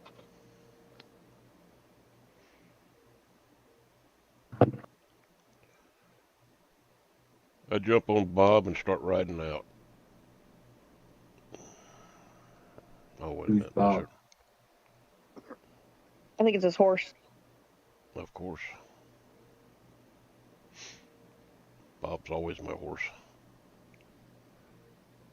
All right, I grab Dan and Miranda's. I can't. Sildar and what's Miranda's character's name again? I think it's Olympia. Okay, I grab them both, pop them on my Give me horse that bag. half, and I take Bag. off. Wait, I get to ride a brony? You get to ride the brony. So much to win. So much to win. We're gonna get there fast. Let's go.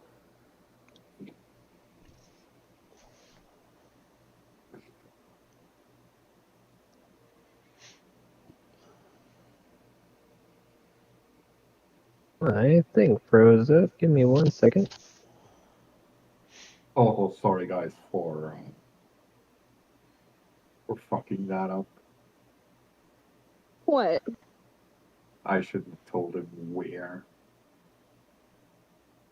I should also be heading the opposite way since we got paid. We could just, fuck off. Yeah, but we gotta. Halil's still waiting at the cave. We were supposed to meet her back there anyway. There's no telling what he's going to do when he gets there. Well, not just that, but I kind of messed it up too. I thought that he was the one that had told us about the cave.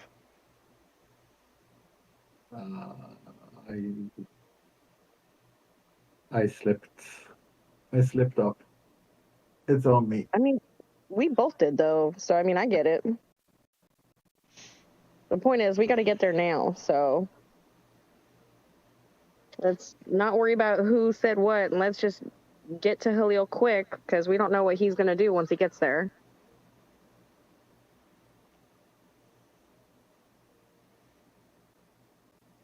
The good thing is he does not know exactly where the cave is. He just knows it's in a certain direction. No, he knows where the cave is. He just was not the one that told you about the cave. Okay.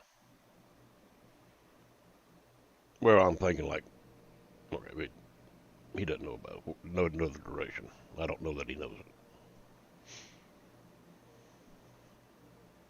Sorry, I gotta use the other headset because PC decided to act weird. Y'all can hear me, right? Yeah. Yeah. Okay.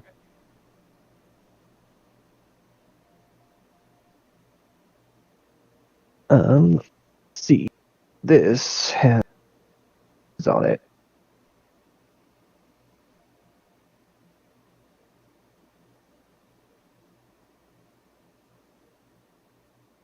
Ah, there we go. Okay.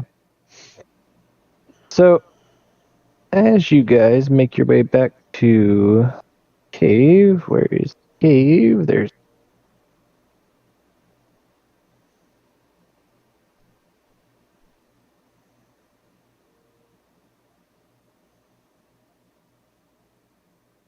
Sorry, could you say that one more time? Oh, I was trying to figure out where the cave was on my thingy. Ah. So I had to switch over to real quick while I'm waiting on the computer to restart. Boop.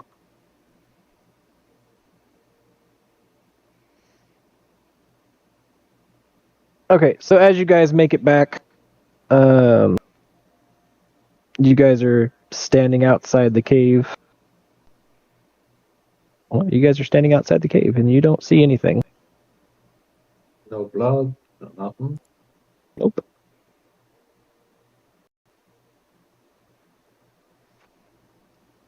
I'll work up and call in.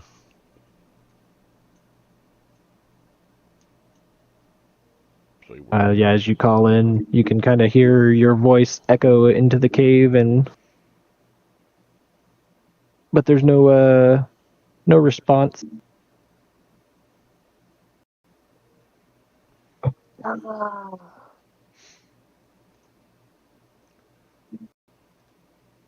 I check around for any signs of Halil and the elf?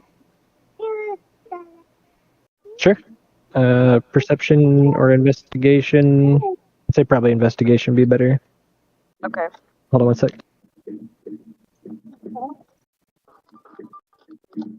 Okay. I got a 19 total. You can see multiple sets of footprints in the snow that have just started to be covered by the light powdering of snow. Do they lead into the cave or do they lead away from the cave? There are footsteps everywhere. Everywhere. Awesome.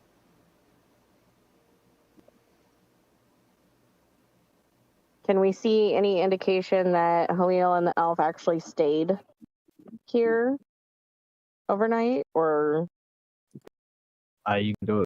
They said that they were going to meet you just inside the cave.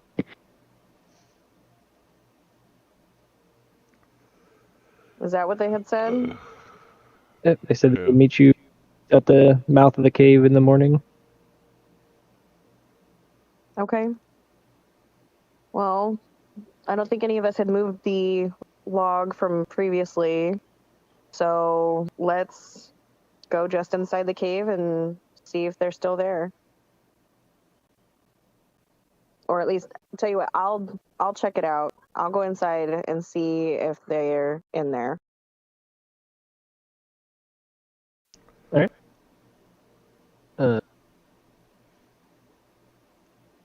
So as you walk in, there's daylight that shines just inside.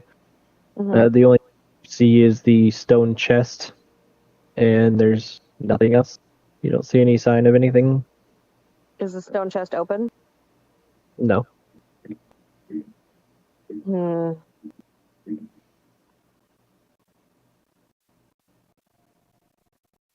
Okay.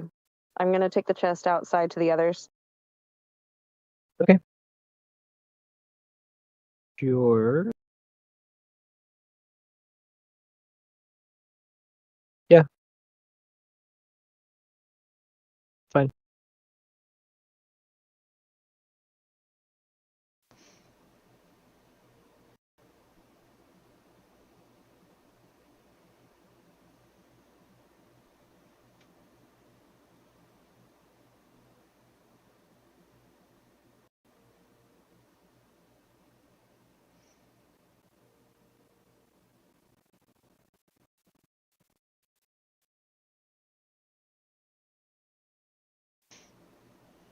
So you drag the chest out. Is there a Yeah. lock on the chest? That's pretty much where we're at right now. You've dragged the chest out. Is there a lock on the chest? No. I You remember correctly, she disarmed and, the elf put it on his back. look around for a 10-foot pole. I look around for an 11-foot pole because I wouldn't touch that thing with a 10-foot pole. I mean, she just got done dragging it out, but Okay, I'm going to point the opening of the chest away from the group and open it. and you do so. Does anything happen? Open the chest. That's it? Nothing? Yep. Okay. I'm gonna poke my head around the top of it and see if there's anything inside. Inside the chest, you see the treasures that she was hiding. Looks like a bunch of the stuff that was most of the items that were recounted from Pelks. Mm-hmm. There's a gilded scroll case and a cosmological map of the universe. You got a jaded statue of a storm giant, a quiver containing 6 arrows, 6+1 arrows, a silver ring set with a jasper stone,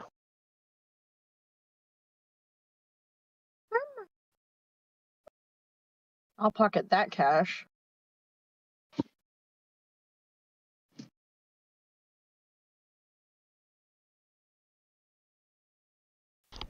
I'll take that. there's 415 copper, 234 silver, and 112 gold.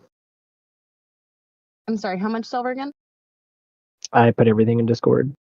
Okay, But there is perfect. 415 copper, 234 silver, and 112 gold.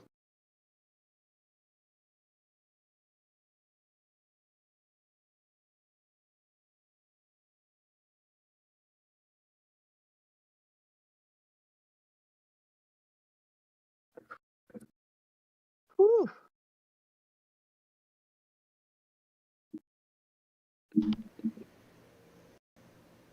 That's a lot.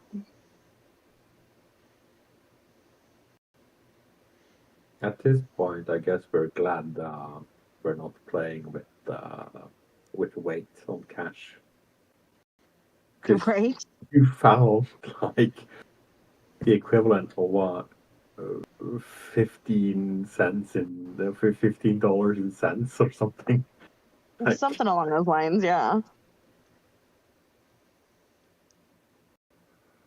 I'll take the quiver containing the arrows. I was gonna say the copper is 415 copper, that's basically 4 gold. The 234 silver is 23 gold, and then 112 gold. I mean, if you want to break it down that way.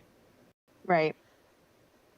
But I mean, you could just add it directly in your nope, thing. it is put in the way it's there.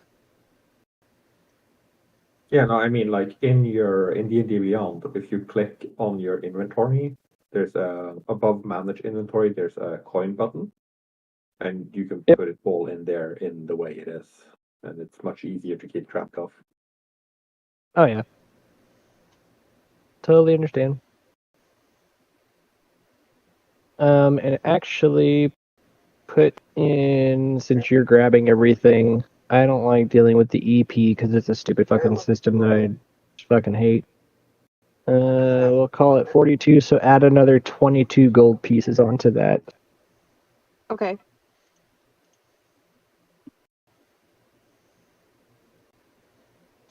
Just because EP is one of the dumbest ones they've ever made. It's like a half gold. I just did that. Like I said, we're not using the EP. Yeah, no, Cool, bub. So wait a second. What am I removing? You're not removing anything. You're adding 22 gold pieces to the 100. So 132 gold is what you'll actually add. elements. So just add an extra Okay. 22 Said. gold pieces into your. EAS_Cowboy is now live. Streaming Dungeons and Dragons online. Live by the dice. Die by the dice. 4? 134. 134 is Okay. the total of gold pieces that will be added in. Okay. So I'll just add in another 20. Oops. Oh my God. Okay. There we go. Okay. Okay. So do we want Question. to carry around all this stuff? There we go.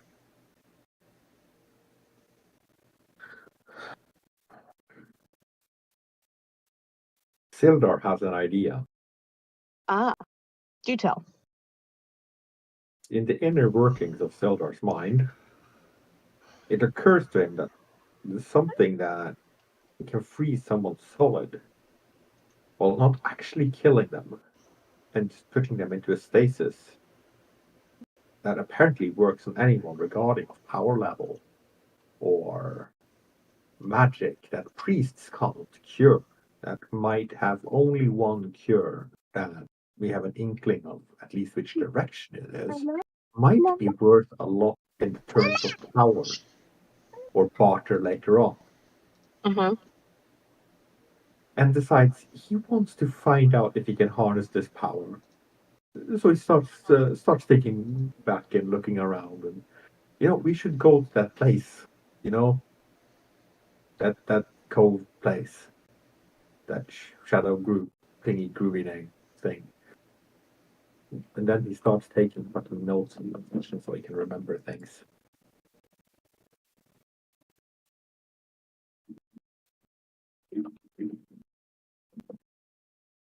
Or was it Shade? Shady Creek? Shady Is that what you're Creek? talking about? Yeah. I don't know why I'm so bad with names all of a sudden. It's okay. That's why I had to start taking notes.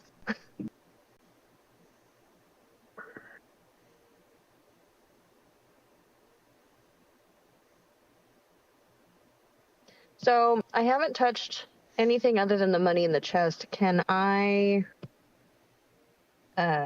check to see if any of the other items in the chest have any sort of curse? I mean, you can. But do you have something that detects curses? Like the spell Detect Curse? Or spell Detect Magic? I have Detect Evil and Good, but I don't really have I don't really have Detect Curse.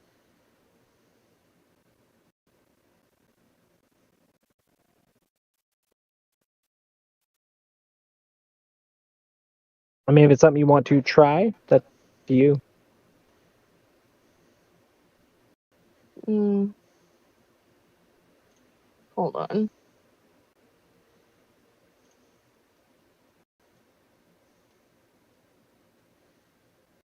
Okay, according to the description of Detect Evil and Good, there's a part that says, similarly, if you know there's a place or object within 30 feet of you that has been magically consecrated or desecrated. I don't think that really applies to items. Sure, it does, but desecration and consecration is pretty specific and pretty large scale. Yeah.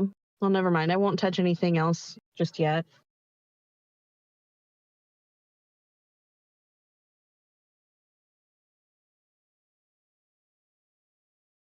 I'll ask the group if they want to check anything in the chest out. I take one look and just go, no, you can keep all of that. I'll reach down and grab the quiver. Huh? Grab the what? The quiver. With arrows. All right. You take a quiver that contains 6 plus 1 arrow.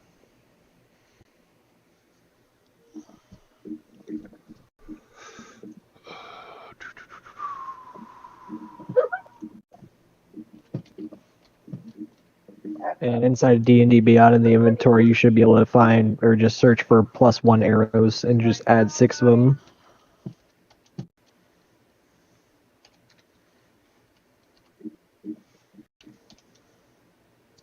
Does Rayleigh want to take anything? Rayleigh, you want to take anything out of the chest? No.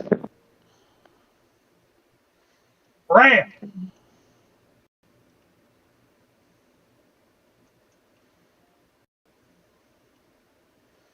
Okay. With that, I'll go ahead and shut the chest and carry it on my back, I guess. What do you guys do? Sildar, Quejo, you guys want to venture to that deep part of the cave and see if Roro has found that broken vial and if he's touched it? Were you just in there? No, I didn't go all the way in.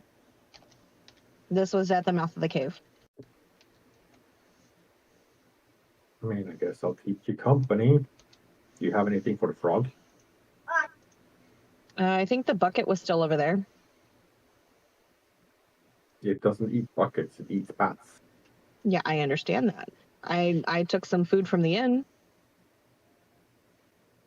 Probably good enough.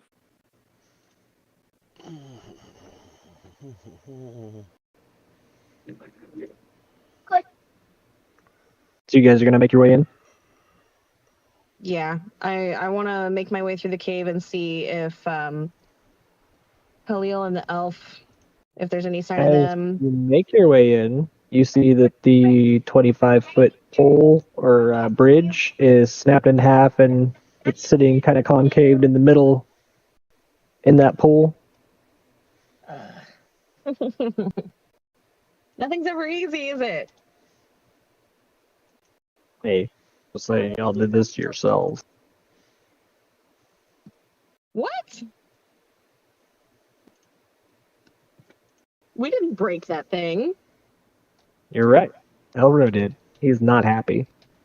Oh, son of a biscuit. Did he trap himself in there? Elro can leap across buildings. I'm pretty sure that didn't stop him. So what, he just thinks we're incapable? I mean, you can Elro. speculate all day. I'm not going to tell you. You know what? Let's just Okay, get ourselves... let's get in there. Let's get in there. Let me fall in the water first. Do I No. fall in the water?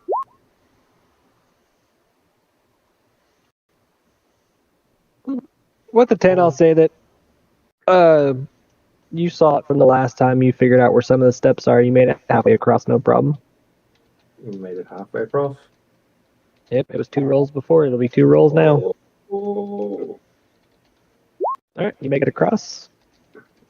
Let me do a couple acrobatics checks. 1 second. As you make it across, it's not coming up with the +1 arrows, just say so.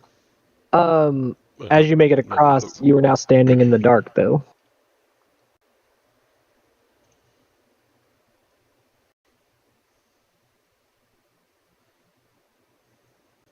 Let's see if I can cheat a little bit. Nobody said that. So what are you talking about, kid?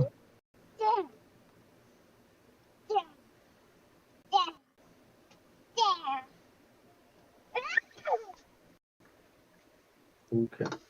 Can I use? Yeah, but if you type in arrow, the very first one that comes up is arrow. The next one is arrow +1. That's what I'm trying to say. It won't do nothing. I type in arrow and it doesn't pull anything up. I can't hit search button or anything. I can clear it.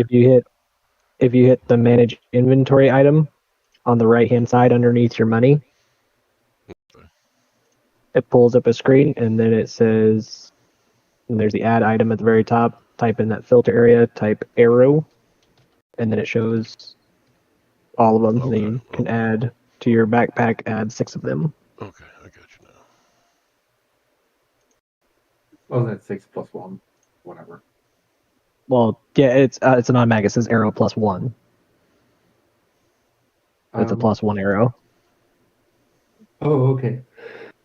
Can I use prestidigitation to create those sparks for light, or would only the sparks be visible? I'm gonna have to read the spell. Hold on. Prestidigitation.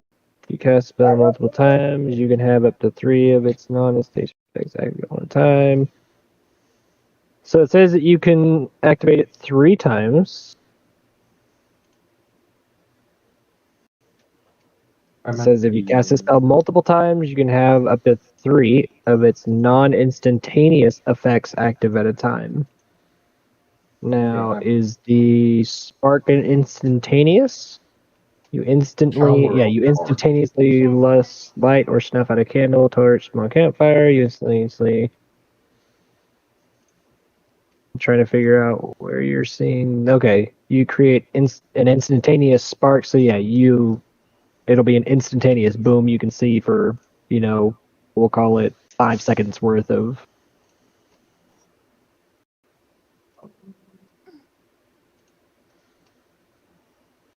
So you get like a small flash of light that dissipates as the sparks, dwindle away. It takes me about 6 seconds to cast it, and the light lasts for 5 seconds. I do remember that there's some wood over here, so I kind of just keep lighting up around myself while they make their way over. Cantrips for Sure. days.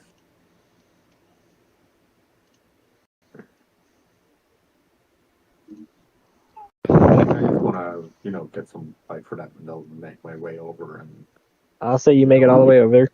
yeah, I grab some wood. I use the same cantrip to, quote unquote, light a small bonfire, torch, or candle. Yep. To So you've got one. torch. Yeah.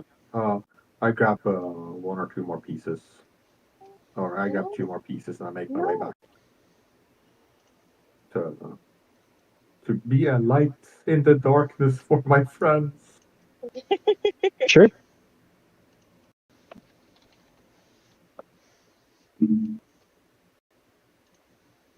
Friends, do you want to come? Friends? Well, I will do my couple acrobatics checks to get across those stones as well. Go for it. So the first one I got an 18, the second one I got a 10 totals. With that, you'll make it across. You remember what it was like getting there in the first place, and you remember where the stones were.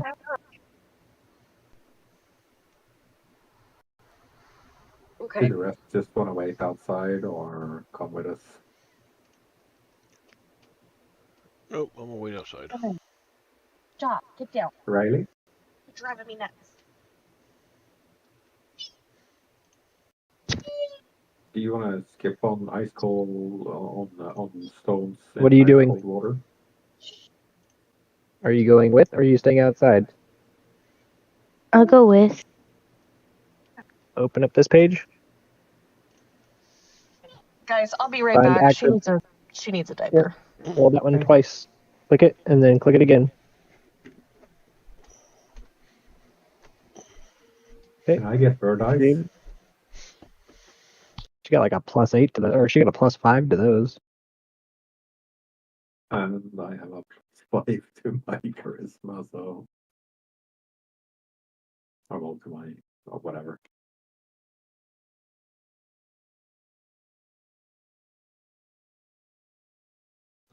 You guys make it across, no problem.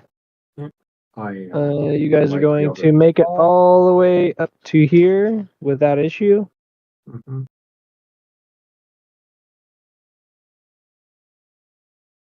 I want to give Brony makeshift torch and light it.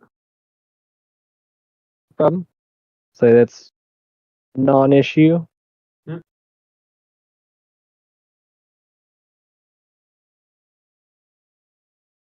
Okay, we get this far. Second. And when you get to the pool, it is bloody. And you see pieces of the frog just floating about. Her. Does it look like any of the pieces have been nibbled or eaten on? Nope. It looks like they were maniacally sliced apart. Hmm.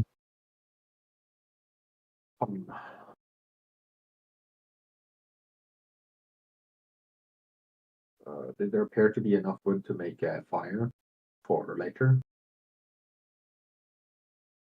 In the pile over here? I mean, it's just a big old cord of wood.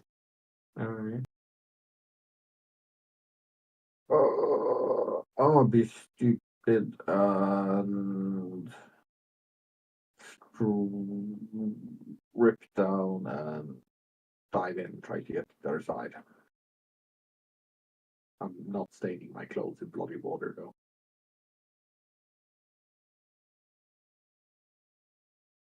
Okay. So you've got a, let's see here. I basically just let go of all my items.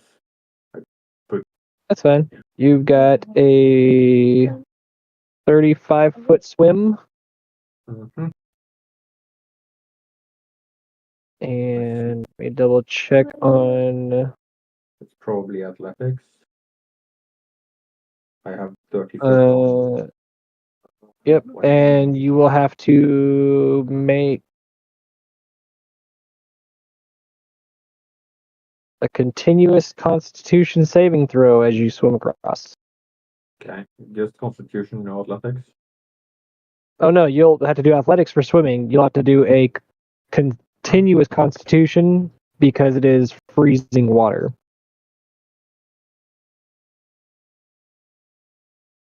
I think I just drowned. I don't know. I just rolled Constitution. I'm not Right. sure if that's the right one. So as you jump into the water, you do not get exhaustion as you hit the water, but the water is so cold to where you don't make it very far. You're just kind of treading, trying to keep yourself. The shock hits you. Okay.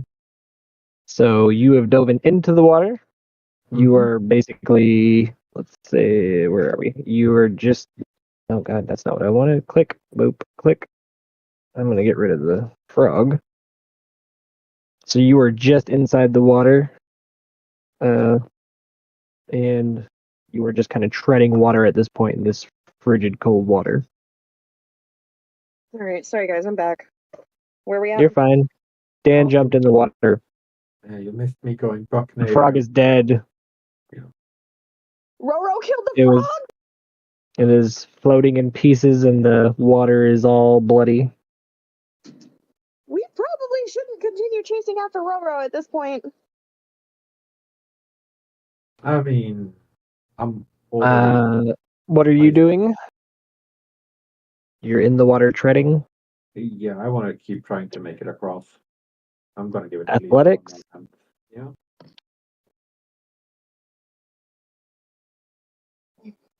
Oh, at Alright, least with I'm that, you're able to move another 5 feet. Con save.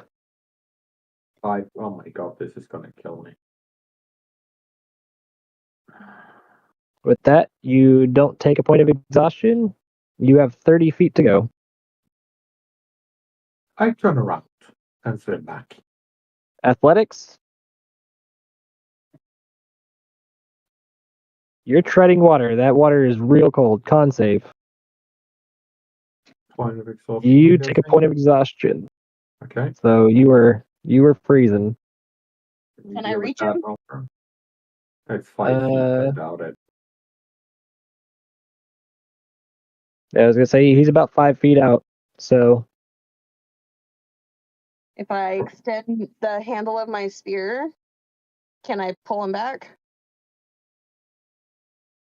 with a do.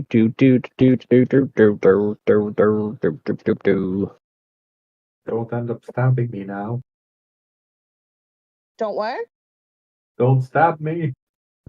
No, no, no. I'm holding out the handle for you. I'm gonna say that's gonna be a survival check. Okay.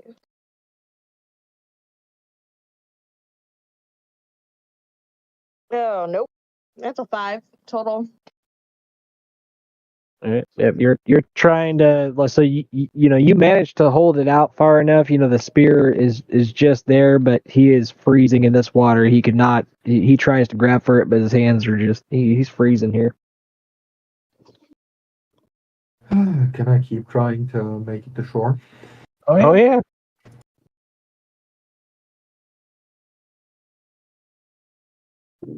Wow. On save. All right. So you're not moving anywhere, but you didn't get another point of exhaustion. Also roll me a d4. Uh, 1 second.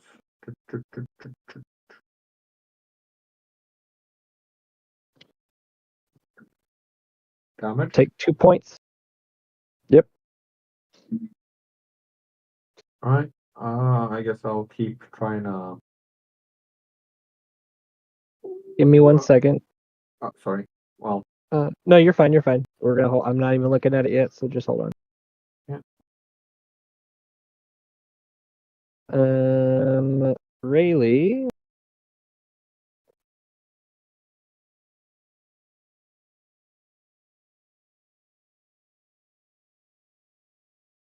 Go into the other page and roll survival.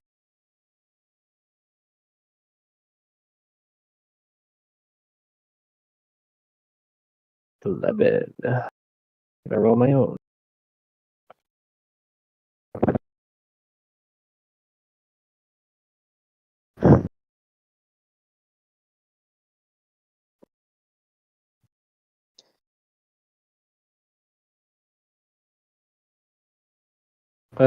Dan, roll me a.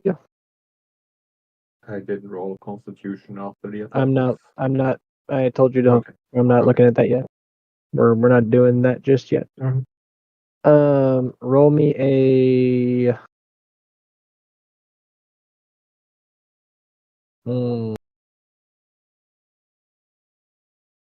I think of what. You know what? You'll do the same thing. Roll a survival check.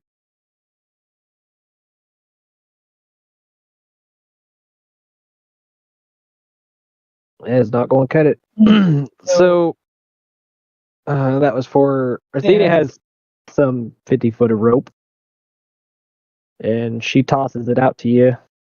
But again, you're just so cold in the water to where you grab onto the rope, but you just cannot keep a hold of it.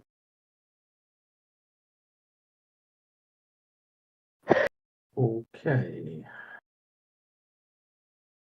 So with that, I will let you re-roll athletics to try and get your way out.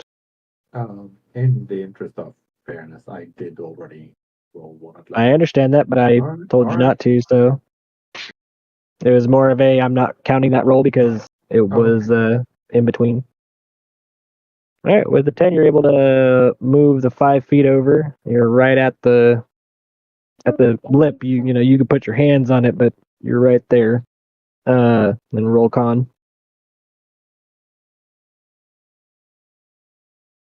Ooh, no exhaustion on that one. Right. What?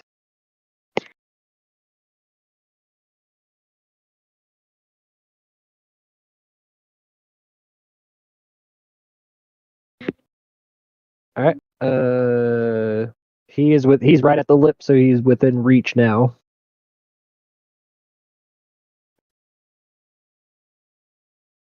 I'll pull him Yep. out. What'd you say? I'll pull him out. Okay, pull the headset down and speak. Could I pull him out? Yes, you can. She said that prior to you did. I just need her to actually, speak up.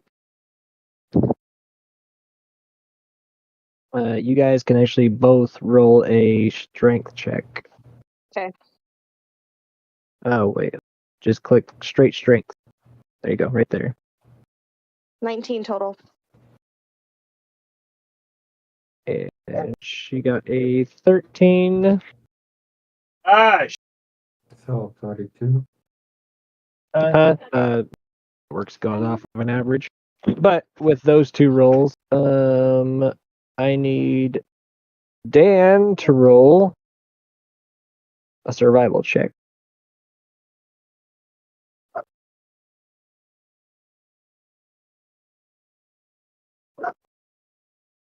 I'm gonna die. So with that, you two are able to grab onto him and you start pulling him up. Dan, just roll one more d4. Brent, shut up.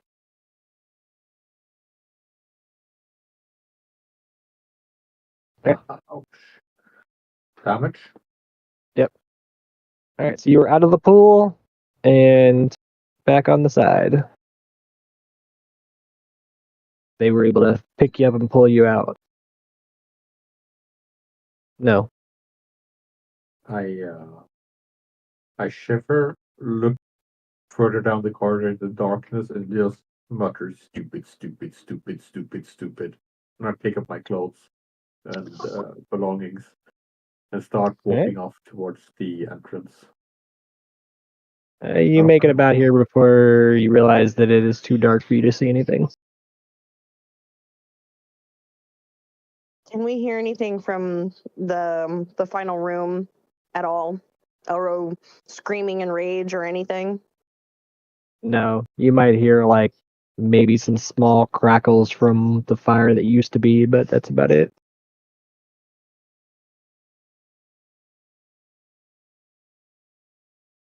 All right. I think we just need to cut our losses with this cave and start making for Shady Creek.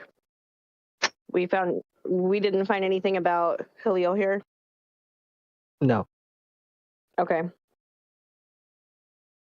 What do you guys think? So obviously we got to get Sildar all dried off and warm again. Yeah, and by the way, he did give you a torch, so you are carrying one currently. Okay. Right, with that extra wood he picked up, right? Yep. Behind me, I kind of just mutter, like, "Bring the bucket." Okay. Sure. Add one bucket to your inventory. Okay. I want to make it down here. Okay, you make it. And then I want to grab the bucket, rinse it properly, and just pour it over my own head a couple of times. If I take exhaustion, I take exhaustion. If I take damage, whatever. I am bloody water frog thingied all over, and then I want to get dressed. No, I say this is more of a, you know what you're getting into, pouring it on your head, and you're already wet. So I'll say there's a slight amount of acclimation. You're not submerging yourself, so I'll allow it. And then I want to heartily suggest to the rest that we get a fireplace going and take a breather while my dumbass sits down. Prestidigitation. You can literally Well, dry yourself off. can I? Can I Yes, actually? you can. You can. Yes. No. Yes. Yes. Okay, fine. I'll do that, and I will.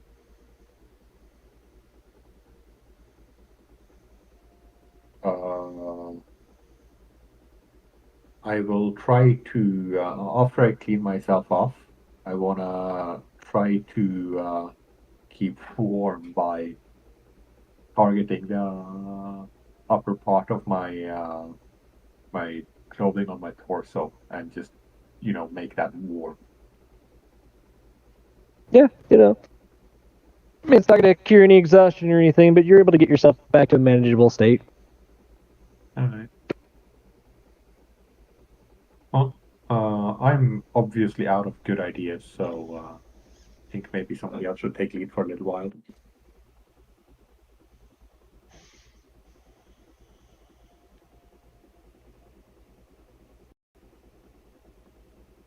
I think we need to get out of here before Roro decides to come after us. For apparently not working fast enough for him. I'll take lead back out.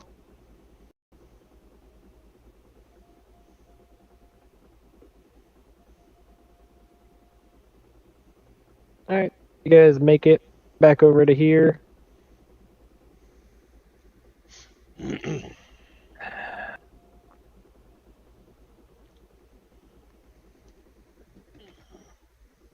I'll take my bow and my rope and shoot it across. Go into the character sheet. And go into actions. And click this one.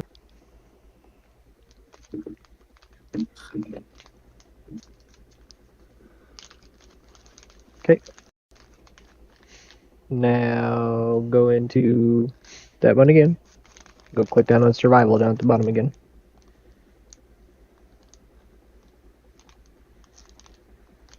There we go.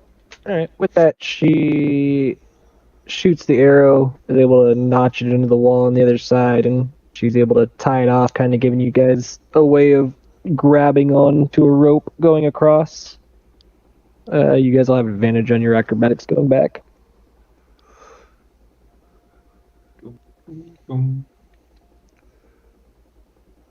Roll 2 acrobatic. My first. I want to use my. Yep. Alright, you make it across, no problem. Oh, that one's going to GM because I didn't put her back in the other one. She rolled 14 twice, which is fine. That's more than enough to get across.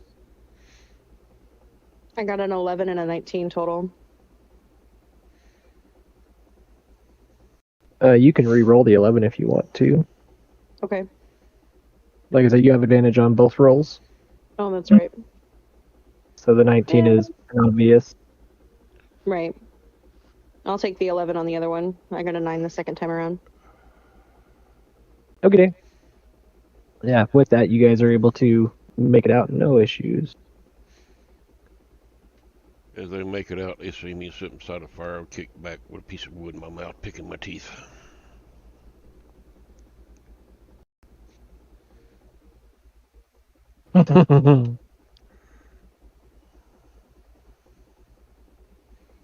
Cozy quail? Yeah, I got a little chilly. So what'd y'all find? Destruction. Water's cold. Well, I couldn't do that. I done been in it once. Elro killed old Croaker. Not Frank. I know, right? He named the frog. You look like a Frank. I'm not a. Alright, well. I think we need to clear out of here before Roro's done in there.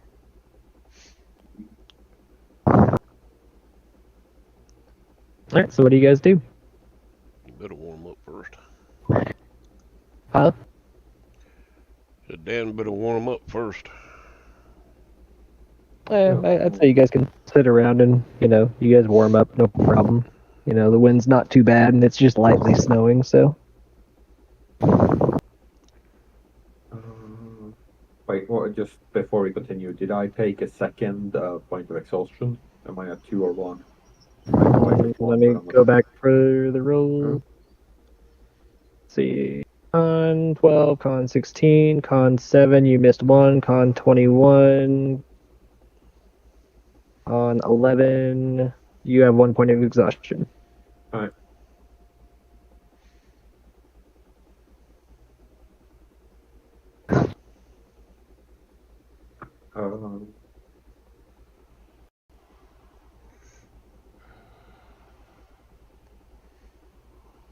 Alright, so what do you guys do?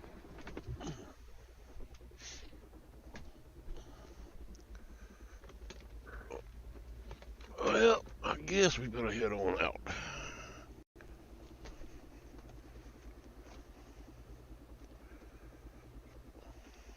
Yeah, we're gonna have to head for Shady Creek. It's the only clue we've got.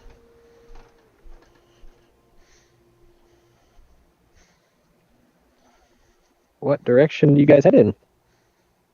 Halil knew where it was. And we couldn't find her. You guys asked at Jolly Rogers. Huh? Said you guys asked at Jolly Rogers, and he said that he knew it was north, and that was about all he knew. Oh, let's head north. If she took off without us, maybe we could catch up.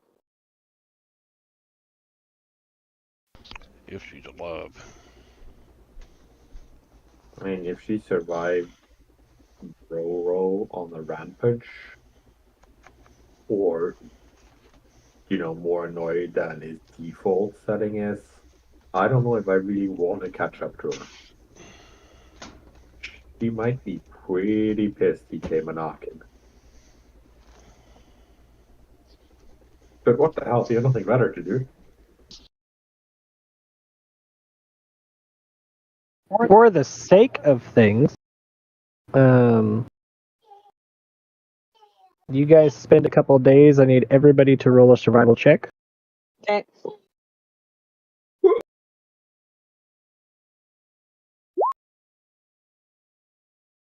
That's a 15 Survival total. again. You said Another a couple, one? right? Yeah, sorry, I was talking to Rayleigh. Yeah, survival check. So, Quejo, you, Dan.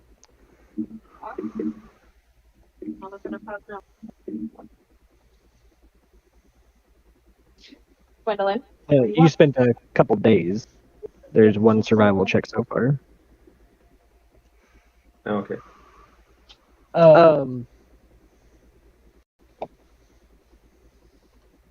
Cowboy, Mm-hmm. you take a 1 point of exhaustion. Okay. As you guys are traveling, you guys are going through the weather turns from the light snow to a heavy storm to what seems like a blizzard moving in as you guys are traveling north, trying to find your way. And it comes to a point where you guys can probably see your hand in front of your face, the people around you, and that's about it.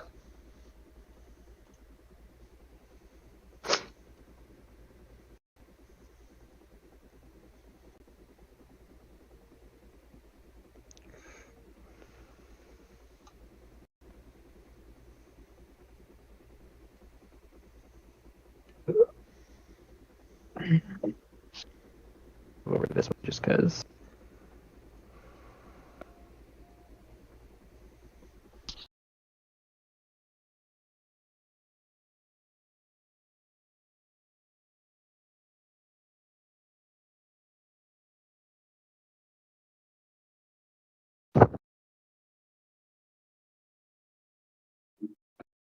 No, I didn't get to cheat and memorize the map. Exactly.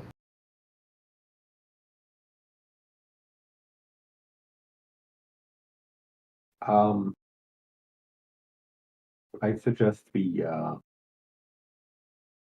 go somewhere else or batter down for the storm.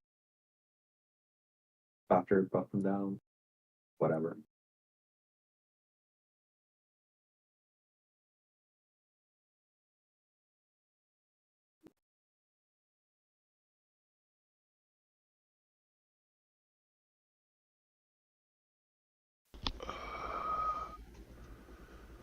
Equipment.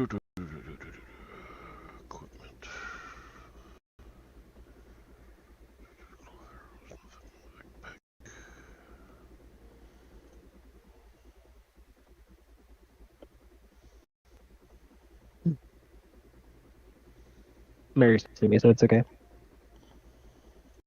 Huh? I said Mary is texting me. She was the one who dropped, so it's okay. Mm-hmm. So that little square that is right above Paul Bank is about how far you guys have made it.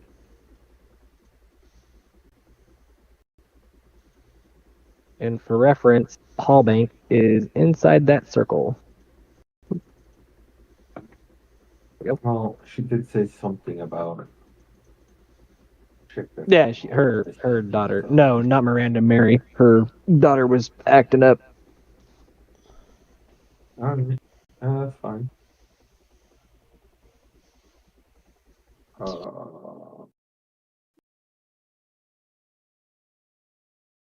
Cowboy, really? What do you guys think? Head back or try to tough it out? Well, we can build a fire. Just need a little bit of shelter.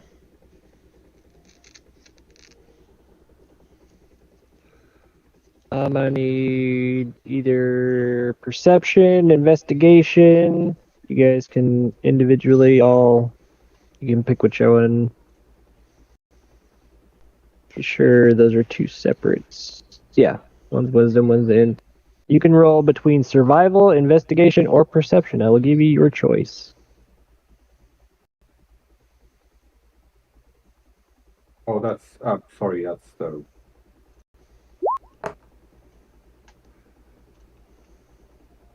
I have a.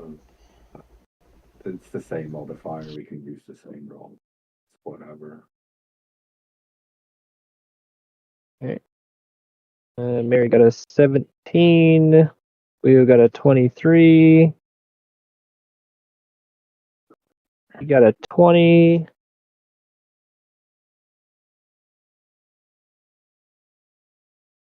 I just meant like it's a +2 for me either way. So I don't know. Oh, no, yeah, it's fine. Didn't say it. Yeah, whichever. That's fine. Yeah. So yeah, with the 23, you you look around, you can see mountains off in the distance.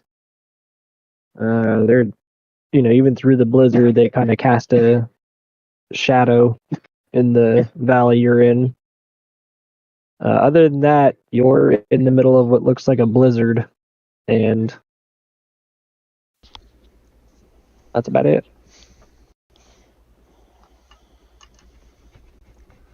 Forest, flatland. All flatland.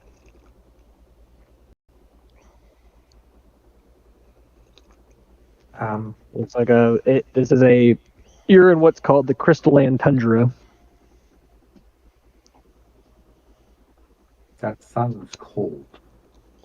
It is very. I wanna try something. I don't know if you'll allow it.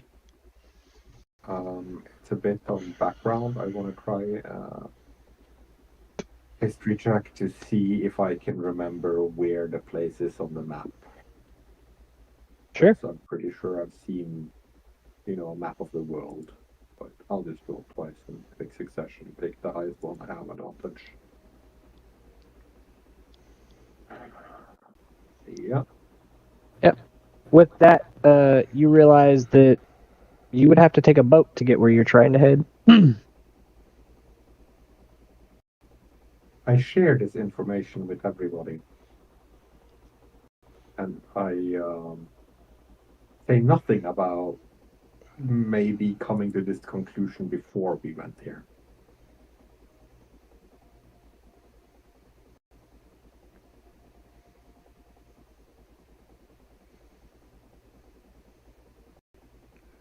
What's the distance? Say again. I was asking what the distance was, how far away. To the destination you guys are trying to get to, To the boat. or the mountains. Sorry.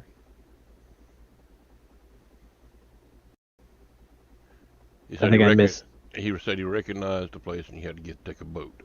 I was seeing how much distance from where we were at to the point. Okay, yeah, he threw a history check and he remembered as you guys are traveling that he realizes where you guys are heading, and it's probably about I'd say about a week's travel on boat.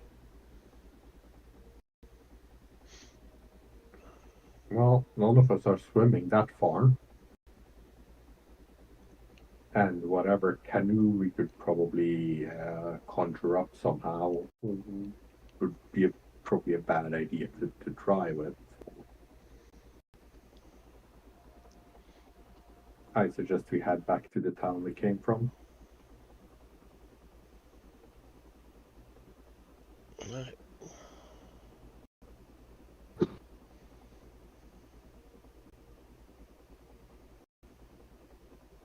All right.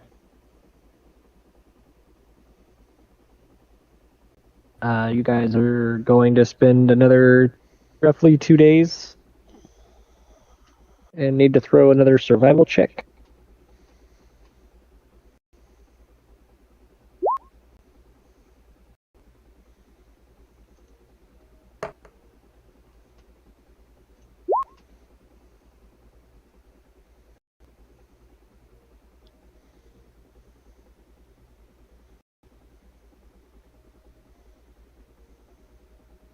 All right.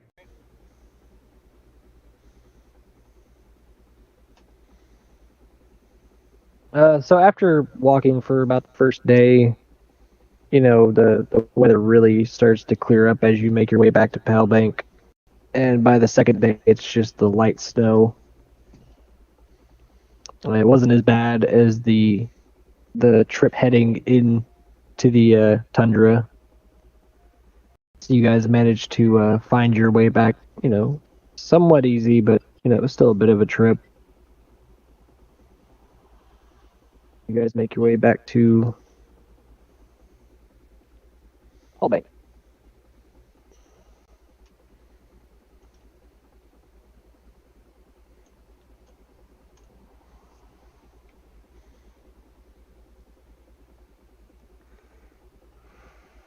Upon entering the town, where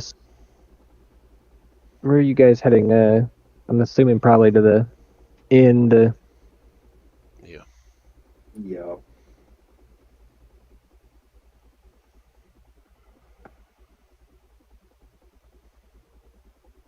Any objections? Head to the inn?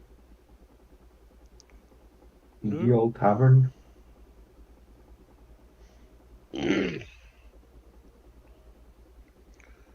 No, I need to rest anyway. Okay.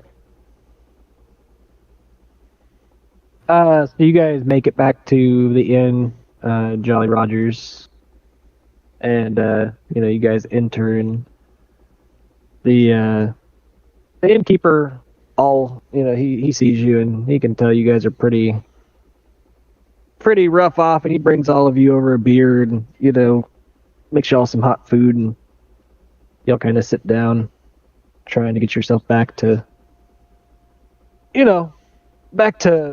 being unweathered. As Elro walks in, hearing that you guys have come back to town, and he knows that you guys had headed out. He's been giving reports as he asks how your journeys went. little bit of a smug look on his face.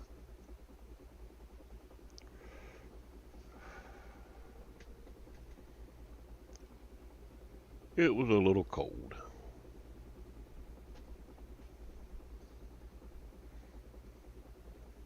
Oh, and actually, Cowboy, real quick.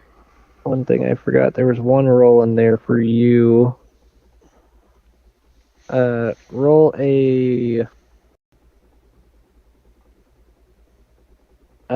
sleight of hand check.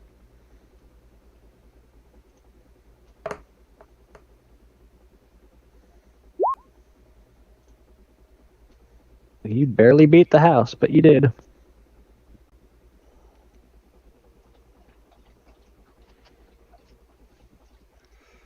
Okay, what I beat? You beat me. Yay, pick up the spank, Jeremy.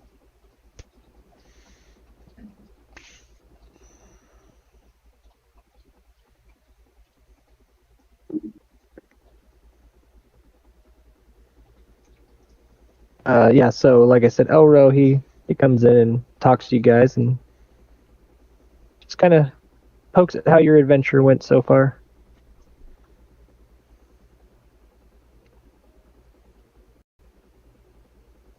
Kind of makes a poke at the rough weather out there.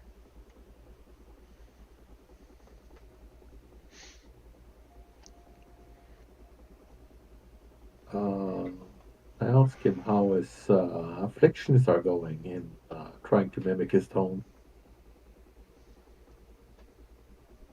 Let's see. What do you know of the afflictions? The same thing I knew last time we spoke. Well, we've made some headways here and there. The time that you've left, Halil has turned to ice. I don't quite In the see time that you left, the Irvin family has turned to ice. We've been studying.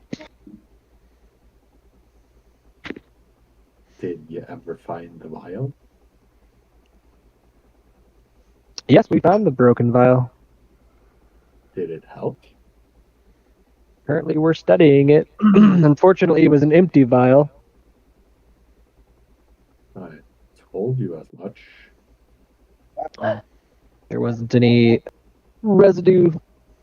It might have shown the small dust speckles, but it wasn't anything that is helpful currently to investigate it. Minus that we do know that, it is exactly what we expected, which is it's the frozen woe.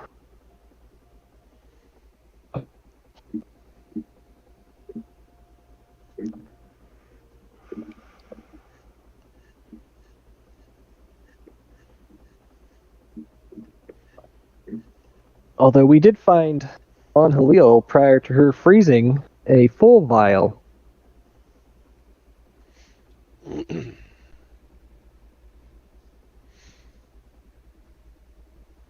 And did that help?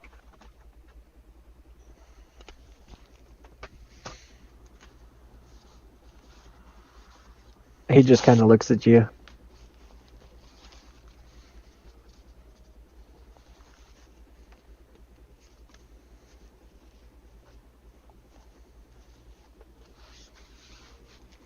I'm guessing not. I just turned back to my food.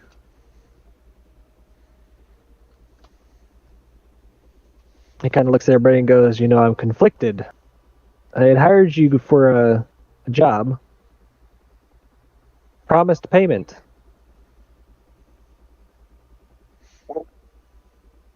I'm not sure why you decided to get mixed up with Halil, but that was not part of our agreement.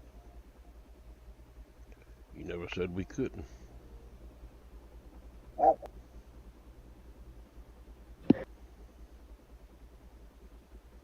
History check.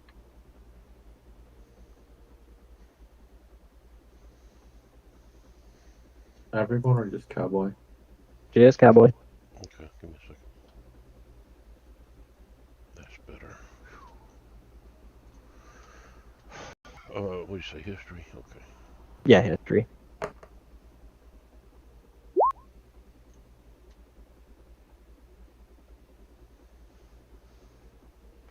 Nope. With that, you believe that he didn't say anything about it?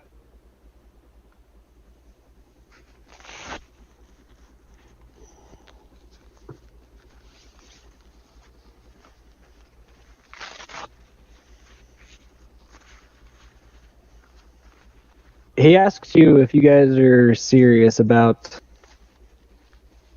being adventurers.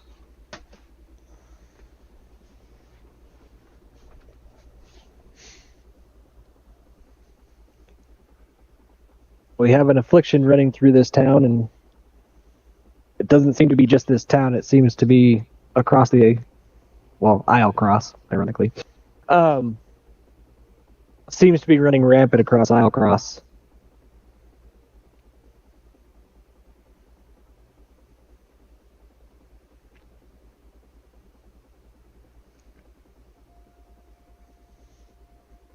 What are your intentions? This is Stanford. My intention is to find you a cure. That is my intentions. But I don't like the little, how we should say, secretives that are being held.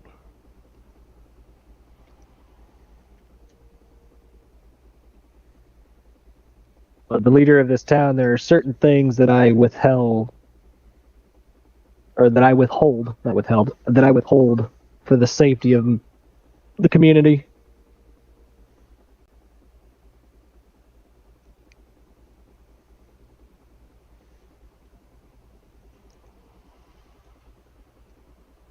Just like, if I'm not mistaken, you've withheld information.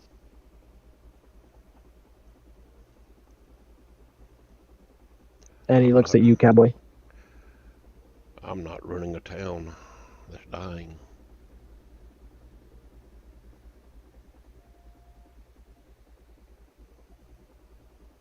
On finding Halil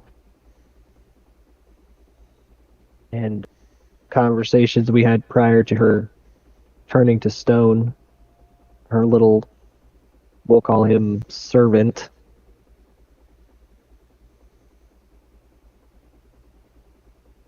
and then prior to Irvin turning to, well, ice, not stone, apologize, you have one of the vials on you as well.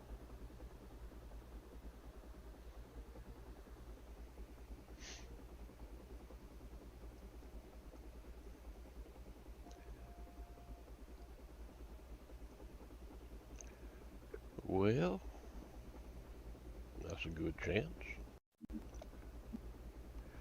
Really good chance that I might have it on me. It's a good chance I could have put it somewhere. It could be that you got lied to. Just depends on what you want to believe. He reaches around his back, pulls out this little cloth and unwraps it, and he goes, "This vial, right?" I don't eat that. As you see a milky liquid, the same Aryan, in a gold vial.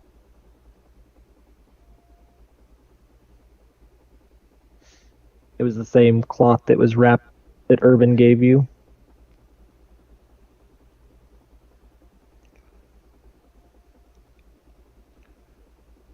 So you're not only a liar, you're a thief.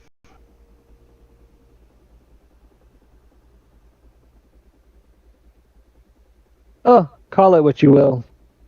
I'd like to put this behind us as we need to find the cure for this.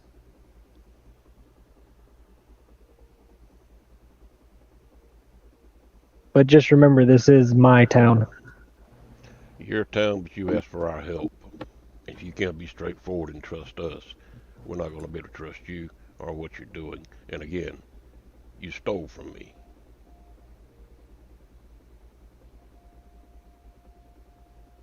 Now you want to Did this belong to you? It was given to me. I believe this was stolen from my town, if I remember correctly. You're right. So yes, I believe we can put this behind us as long as we come to that understanding. I was taking back what was my town's to begin with. But at the same time, you didn't give me time to come to you and tell you I had it either. Nobody knew I had it. And I had that for a reason. You want me to trust you? You want me to do something for you?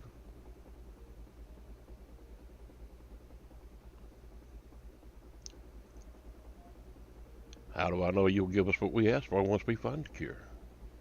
How do I not know that you're going to cut our throats on the way? Simple. Something that's I already promised you 100 gold for a job done, and I paid you.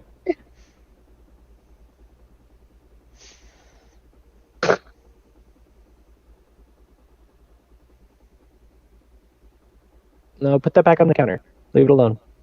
Leave it alone. Thank you.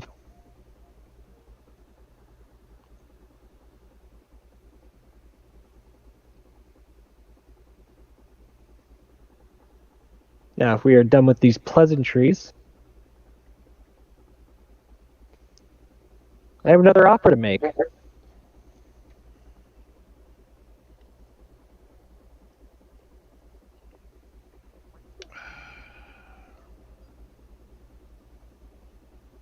Freya, knock it off. It's just Aiden. What is your offer? He reaches behind him and pulls out another small sack of gold. It says that time is of the essence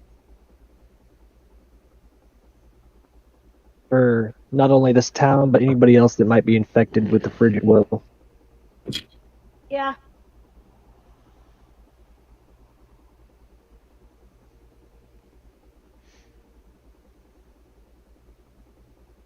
I need you to travel to the islands of Islecross and retrace Urgon's path.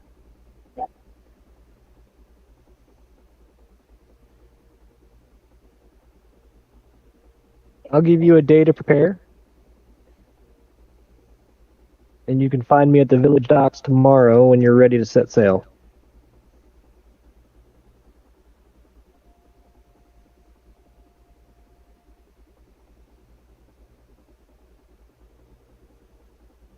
He also reaches back out and hands with his hand and with the vial that was wrapped in cloth and hands it. He, attempts to hand it to you, cowboy. Completely wrapped.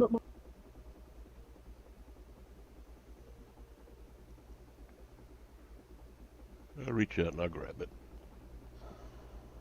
Did he say There isn't any. sending us? Did he say he's sending us to Shady Creek? No, Islecross. Okay. And put it back in my pouch. He looks at you and says, "There's nothing in this town I don't see."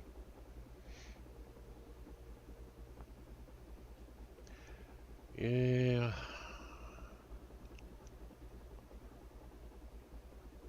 But if you guys are willing, then I'll meet you at the docks tomorrow.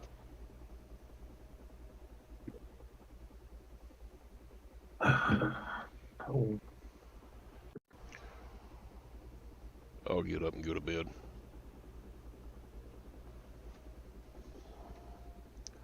He takes his leave. I've had too many.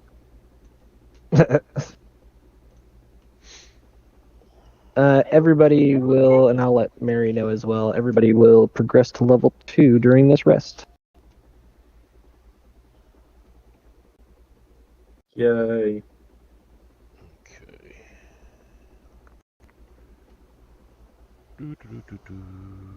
Hey, Set up. Jeremy. What's up? Since you, um, sorry, Cowboy first. No, I just need to know where it's at. Let's do At the top, hit manage next to your name, and then go to manage character and level, and then yeah, go to level 2. Don't worry about that one. Miranda will do that.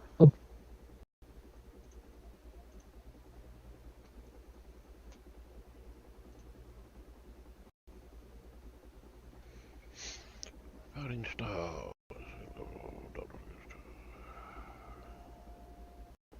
And then that will be where we end today.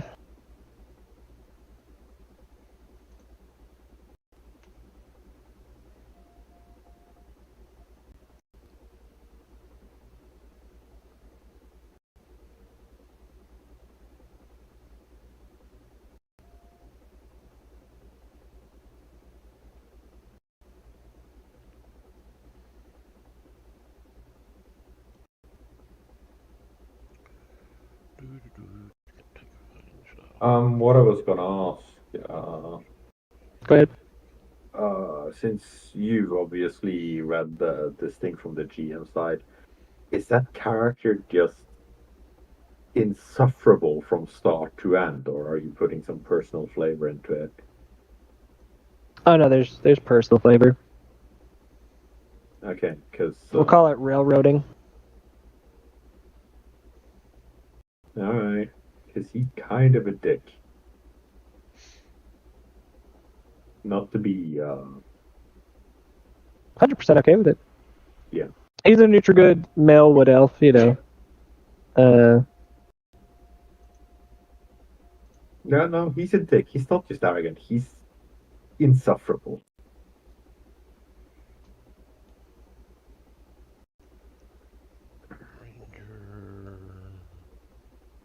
Blah blah blah. Starting at Pokemon. Yeah. Okay, and then we go back there. Blah blah blah blah blah. Features.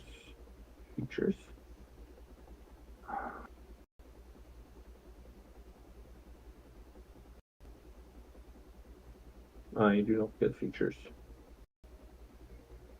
Q.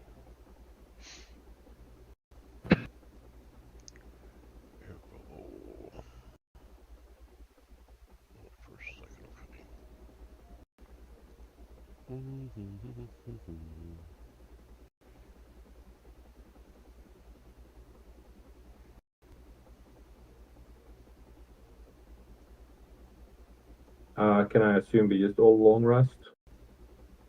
Yeah, it'll be all long rested, all a level.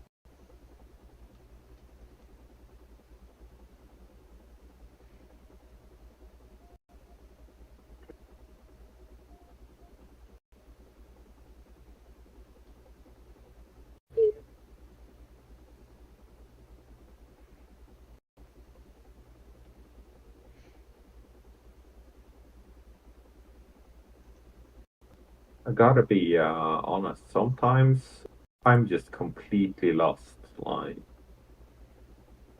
What do you look at? like I'm trying to find clues and actually progress the thing. I can't get anywhere. So part of that is why I try to make sure that we're going over what happened the previous times, because usually it rolls into what's happening next. Especially this one, because this one's a pretty straightforward, you know, it's a very simple campaign.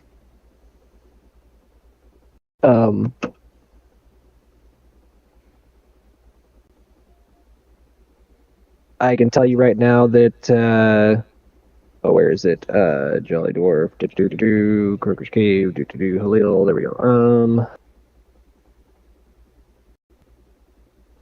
The whole Shady Creek run was more of a misdirection.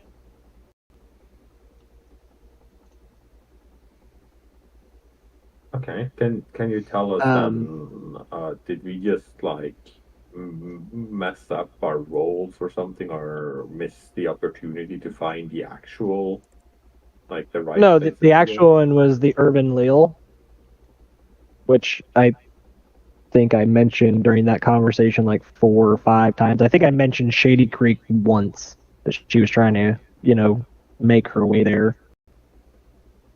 But Yeah. I made sure to go over the urban portion probably 4 or 5 times during that conversation. So it's more or less just certain things are being looked over and everybody's grabbing onto like, this is the place. Okay, because Um, I thought, and I think we all thought that because she was basically a block of ice in a building that burned down, that Pelks, sorry. yeah, Pelk, yeah. wasn't that her, like in the back room? That was Pelk, yes.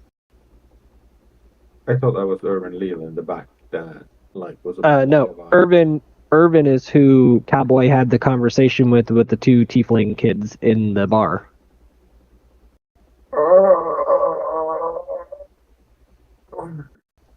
Well, if it makes any, I couldn't actually have acted on that though.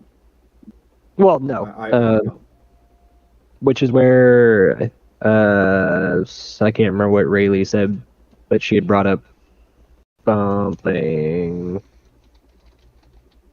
during that conversation, which helped.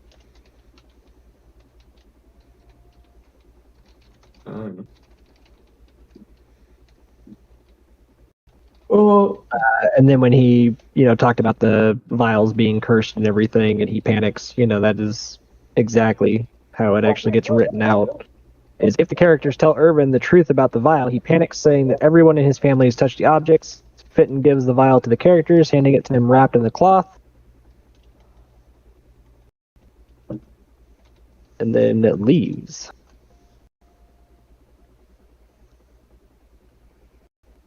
And then prior to that was, if asked about the vial, Irvin explains that they met, and she was moving and needed to shed some possessions, so she offered him a chance to buy the Aryan relic at a great price, which he plans to sell for profit in Uthadern.